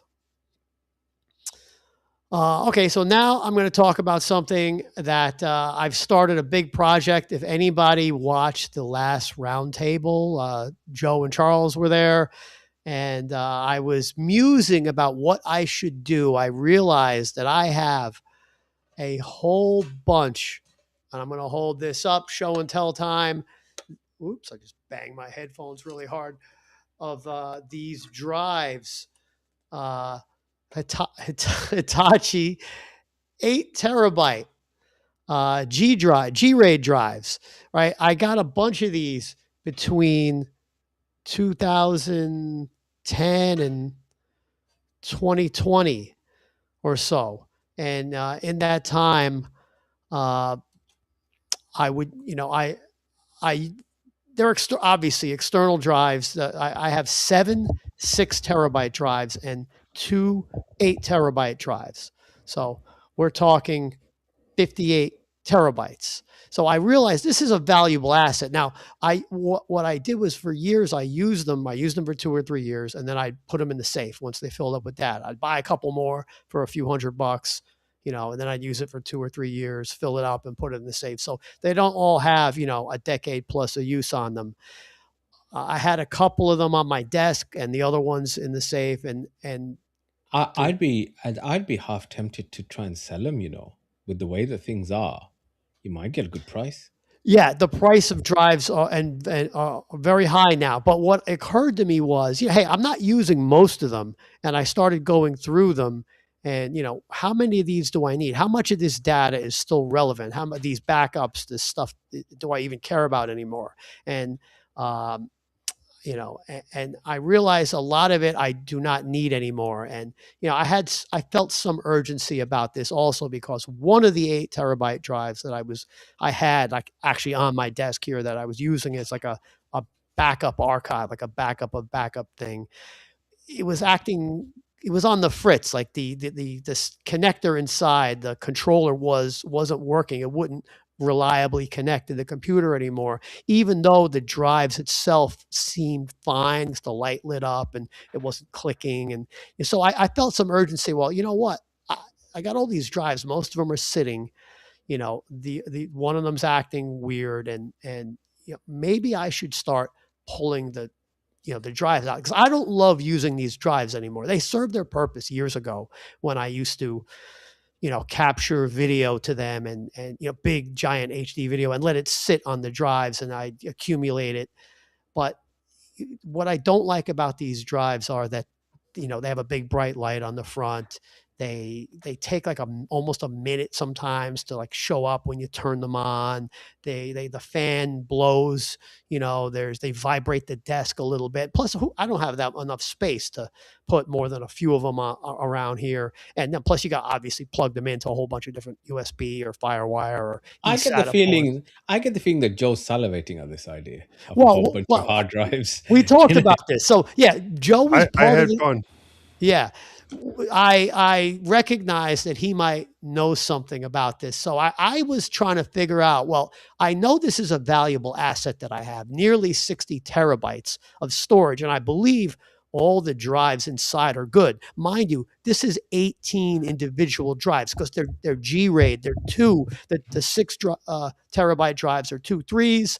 The 8 terabyte drives are 2 4s. I confirmed that when I took this one apart, and there were 2 physical drives in there. They're obviously old school spinning rust, 7,200 RPM, hard drives.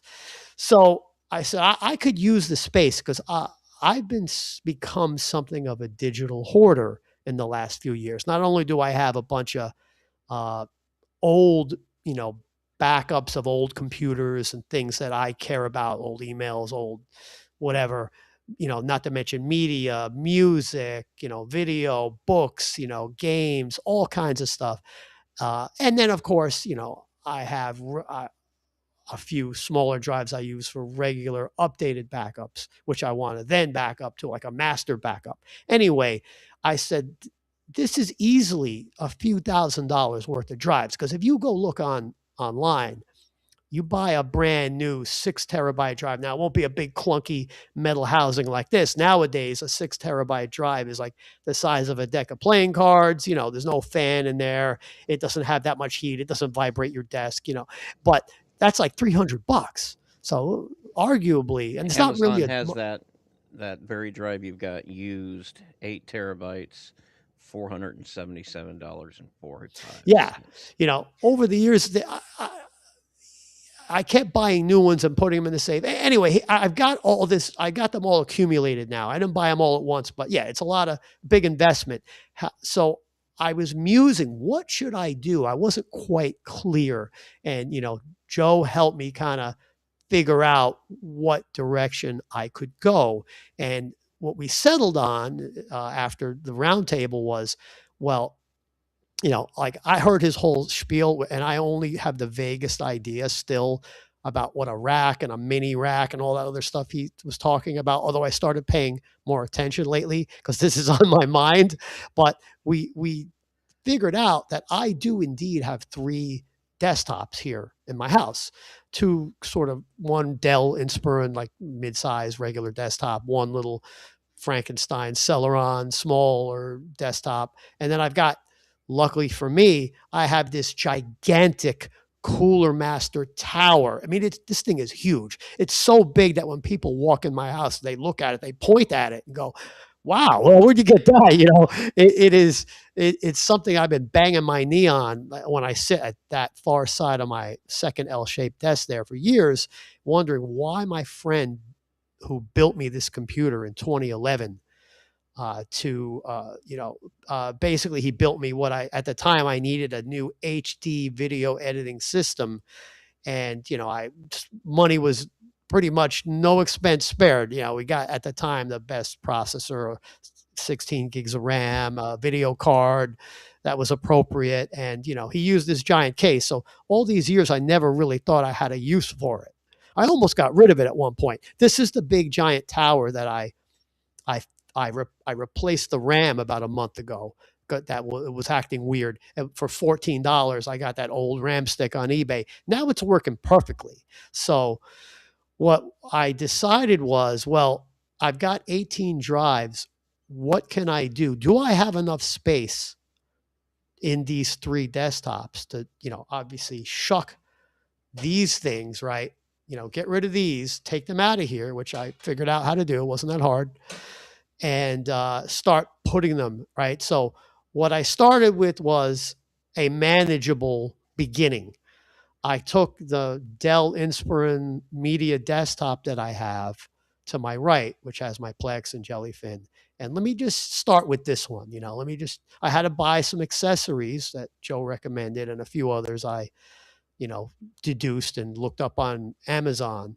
And what I started with was I have effectively, you can read the show notes if you want the exact blow by blow descriptions, but effectively what I did was I had to um, get a bracket to move the SSD that had Linux Mint and put it like towards the back of the desk, this mid-sized Dell desktop where the PCI slot is, kind of get it out of the way.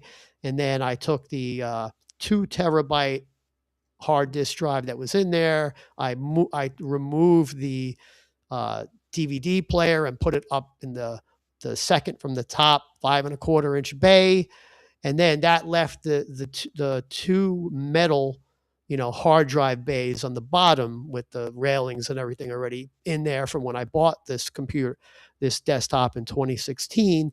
That's where the two 4 terabytes from that Hitachi drive would go. That would give me Mint on the SSD. It would give me Windows on this old Toshiba 2 terabyte drive, now moved up to the top bay, and it would give me the first two 4 terabyte drives I've shucked out of this, Hitachi enclosure to use inside this desktop. And, this was the beginning, right? So and then I had to get some accessories. There were some power splitters I needed, and I had to get a PCI SATA card with a 2 input extension to because now I would need at least 5 rather than 4 SATA inputs, and there was only 4 on the motherboard, right? So anyway, few accessories, a little bit of room, opening up the desktop, but I did it, and it worked. I've got it all set up now. This media desktop now has 10, not counting the 240 gig SSD with Linux Mint. It now has 10 terabytes right inside this, sort of standard size Dell Inspiron desktop, which I could use for, my media Plex, downloading torrents, whatever. So, right inside there. And the drives, they say they're okay. They say they're fine.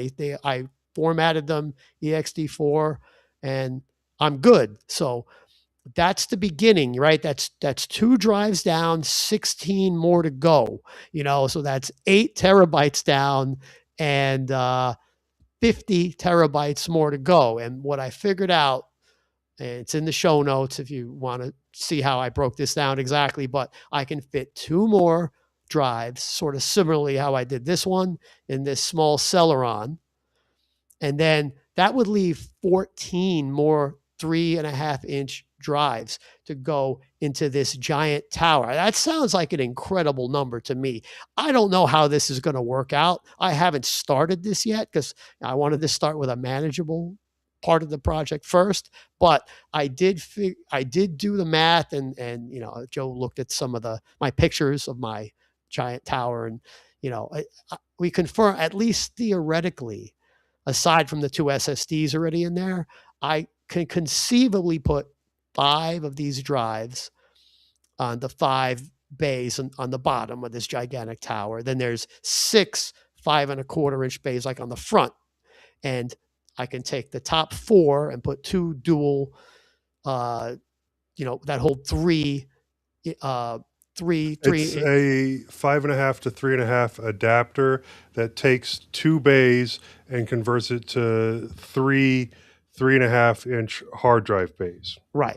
So that would be 6 using the top 4 spaces. And then there's 2 more spaces which are made specifically to hold drives. One of them has a tray where you could screw the drive into, and the other one is just sort of free where I can get it in a bracket to hold the drive. And those I would have to put, like conventionally flat, parallel to the ground. And there's actually like a backstop behind those 2 bottom of the 5.25-inch bays where you're supposed to hook in like the SATA and power there.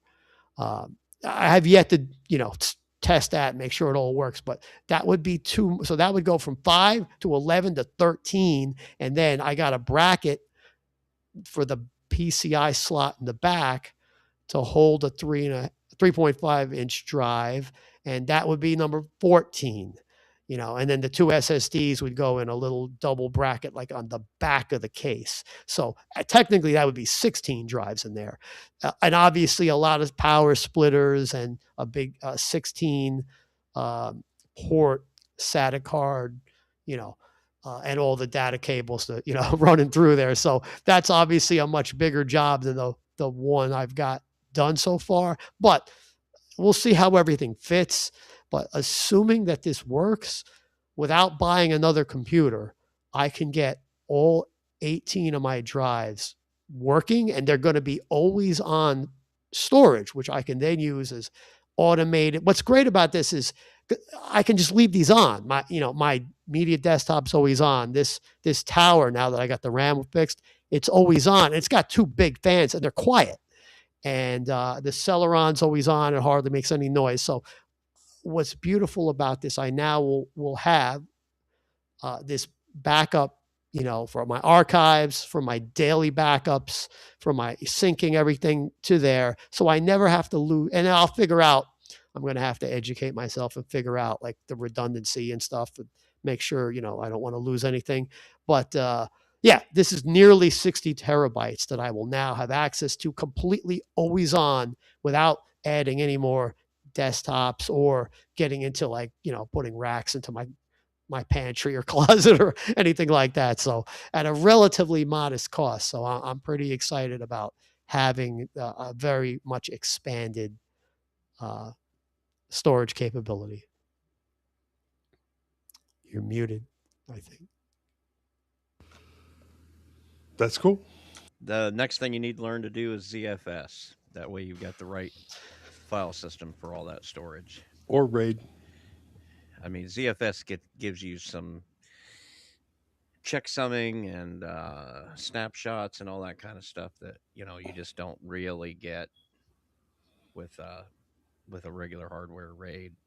But I know that that's like a whole nother rabbit hole to go down. But it's worth it. It's worth taking the time to learn it. It really is. Because it's really kind of set it and forget it. Because once you put the data on there, it will scrub that data once a month and make sure if you're running redundancy, like if you've got multiple, if you're just striping across all the drives, you won't have any redundancy. But if you're running any kind of RAID, whether it's Z RAID or a mirror, then you will have redundancy. It will check the data against the checksums. And if any of the blocks don't match the checksums, those blocks will be replaced by the data that does pass the checksum. So it's transparent and you don't have to think about it. It's just keeping the data safe. So it's really worth at least trying, you know, from the get go. And there's a lot of good information out there on it.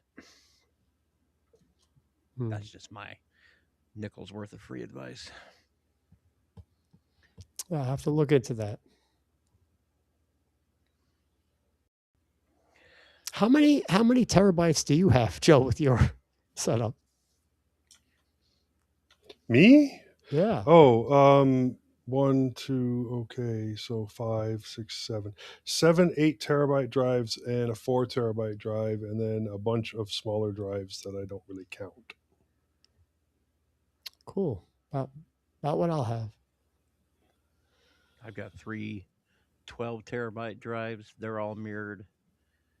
And the other two both have two terabyte drives, which I am quite quickly running up against the limit of what I'm willing to put on them before I do something about it, because I don't like going over about 3/4 of the capacity of the drive.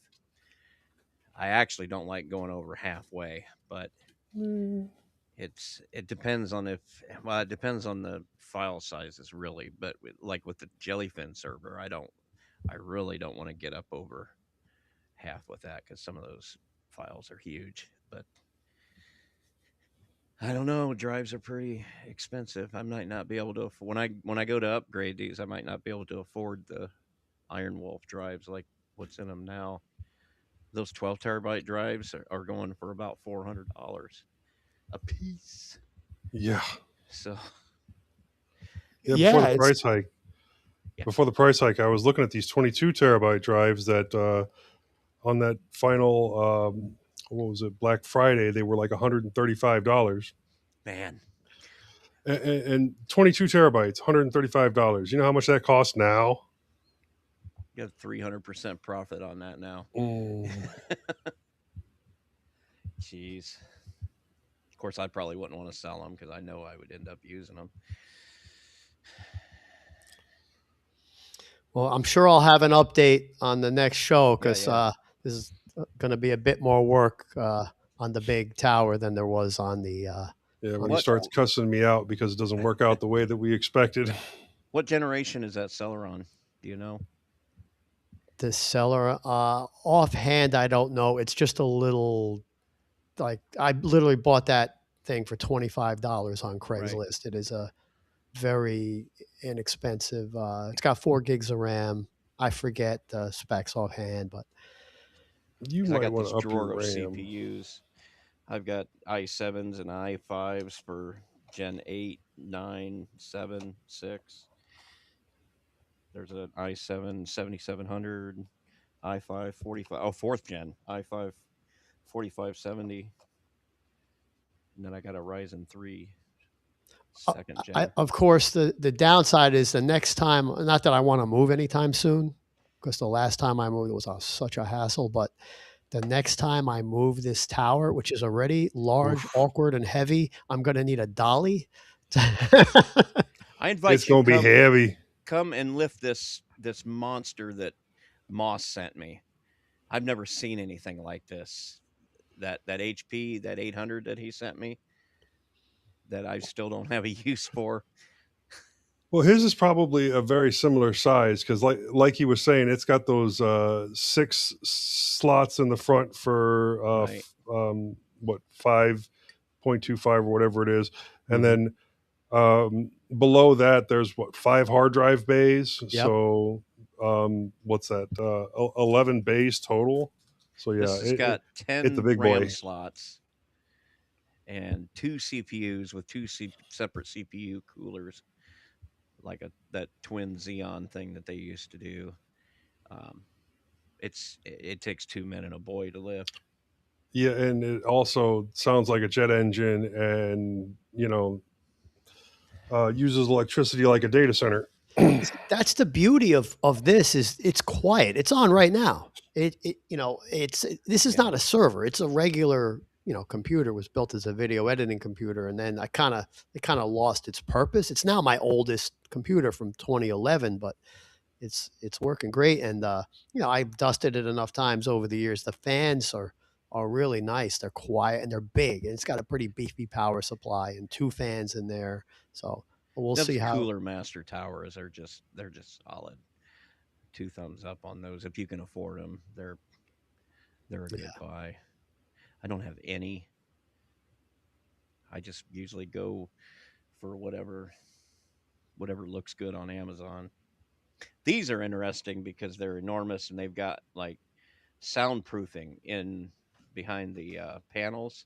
There's like a layer of soundproofing material, and there's 8 3.5-inch hard drive bays lining up the one side here. So they work pretty. You can't get these anymore though, which is sad because they're perfect for servers. They got 3 fans in the front and one All in the right, let's back. move on. Let's move on. Bill's talking too much. Nothing, and check this out. Uh, Vibrations from the ether. Go ahead, Joe. All right, Mike sent us another email to let us know how he did with his headphone build. Thank you again for your helpful hints regarding replacing the batteries in my Monster wireless earbuds. At long last, the replacement batteries arrived. Both were over 3.7 volts, so I did not have to use the vape charger trick. Please refer to previous vibrations from the ether. The replacement was pretty straightforward. No problem soldering the leads onto the new batteries. A little flux helps ensure a quick solder connection. The only hiccup was initial testing with earbuds open on my bench. They ran for hours in this configuration if I did not touch them. As soon as I handled them, they started to cut out. It appears that the top cap, which was not attached, forms part of the antenna. Apparently, many earbud designs use part of the case as the antenna. Thank you, chat. Overall, I consider this a win. Warm regards from Canada. And then he also sent me money on Kofi, and he said, "There, thanks for your help with the Monster headphone battery replacement." And I do say thank you, Mike, for the tip on Kofi. I really appreciate it, and it paid for my 2.5G network switch that I got for the living room, which I did talk about today in my wanderings, and is currently in production on a bunch of my devices, but will also be integral when I build my own OpenWRT setup. So thank you very much. I do appreciate it. Value for then, value. That's awesome. Yeah. Yep.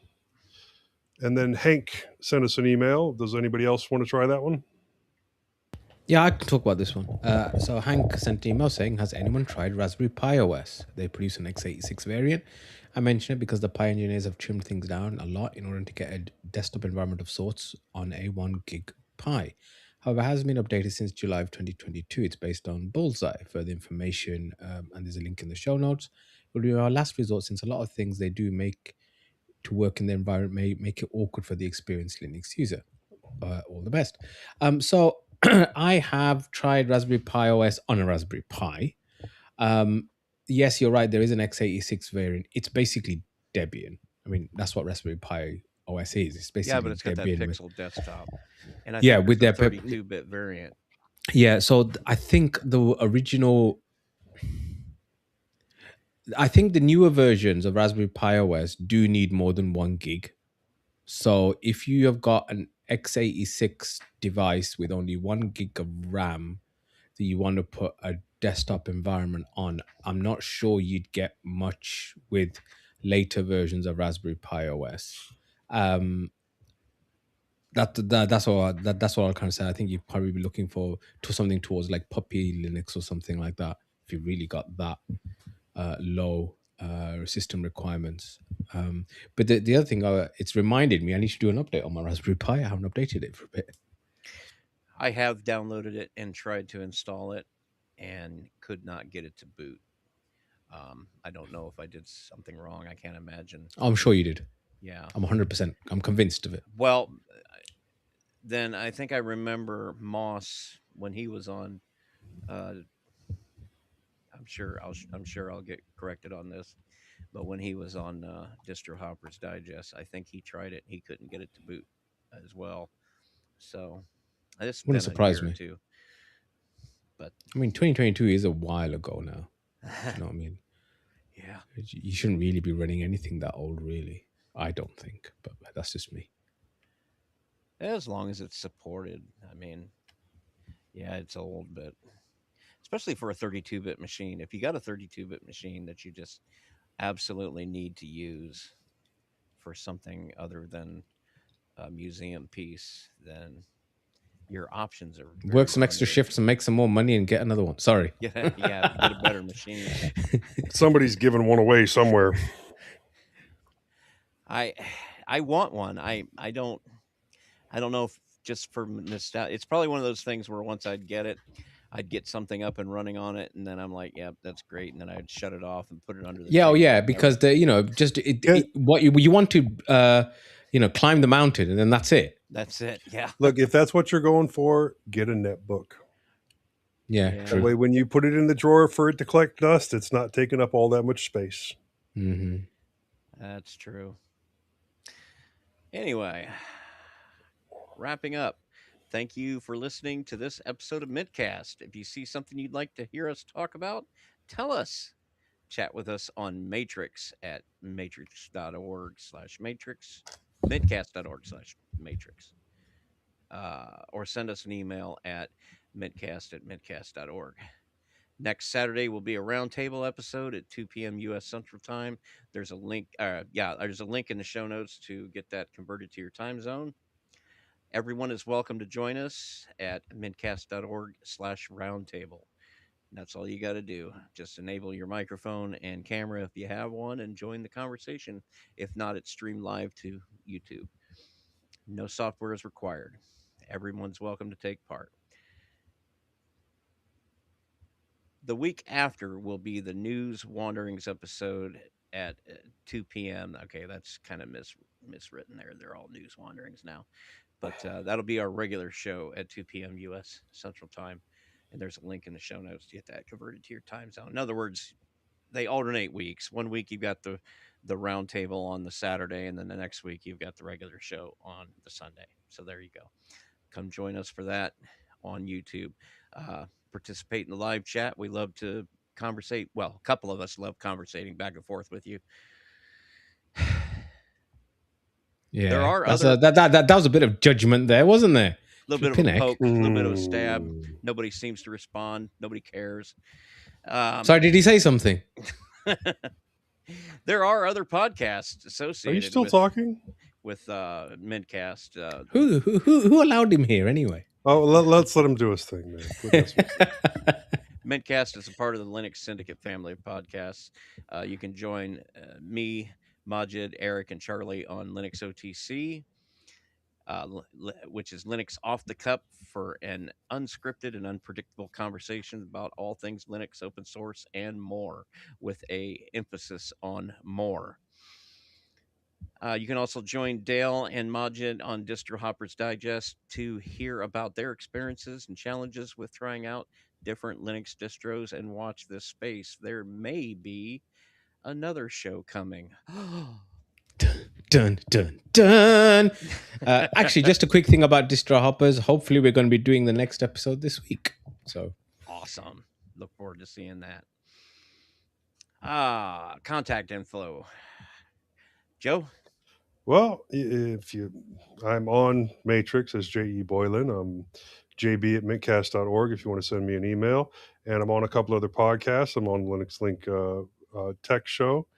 I'm also on the Linux Lugcast, or you can buy me a coffee on Ko-fi. I'm Joe E.B.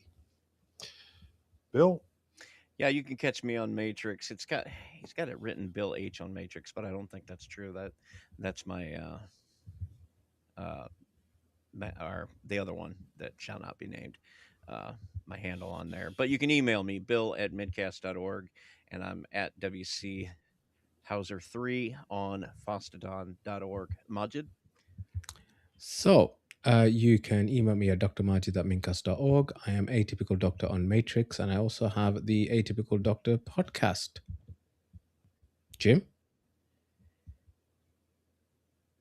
You're muted. You're muted. You're muted. You're muted. You are on mute. Muted. Muted he is. Could you not Muted, hear I me? tell you. Did you not hear me, Jim? Okay, as I was saying, yes, I'm Jim at mintcast.org for email, GNU to Linux on Matrix, and I have a few episodes of my own podcast on YouTube called The Linux Shortcut. You must make more. That is an amazing name. Eric could not be with us today. He is ESA 1975 on Matrix, and you can email him, eric@mintcast.org. Charles was with us, but he had to drop out early for technical reasons. He's Mr. PDX on Matrix, and you can email him, charles@mintcast.org. Before we leave, we'd like to make sure to acknowledge some of the people that make mintCast possible. Londoner for his contributions and news, from news to time sinks, and the Linux Mint development team for the fine distro we love to talk about. Thanks, Clem. Thanks, Clem. And Co. And that's a wrap. Yeah.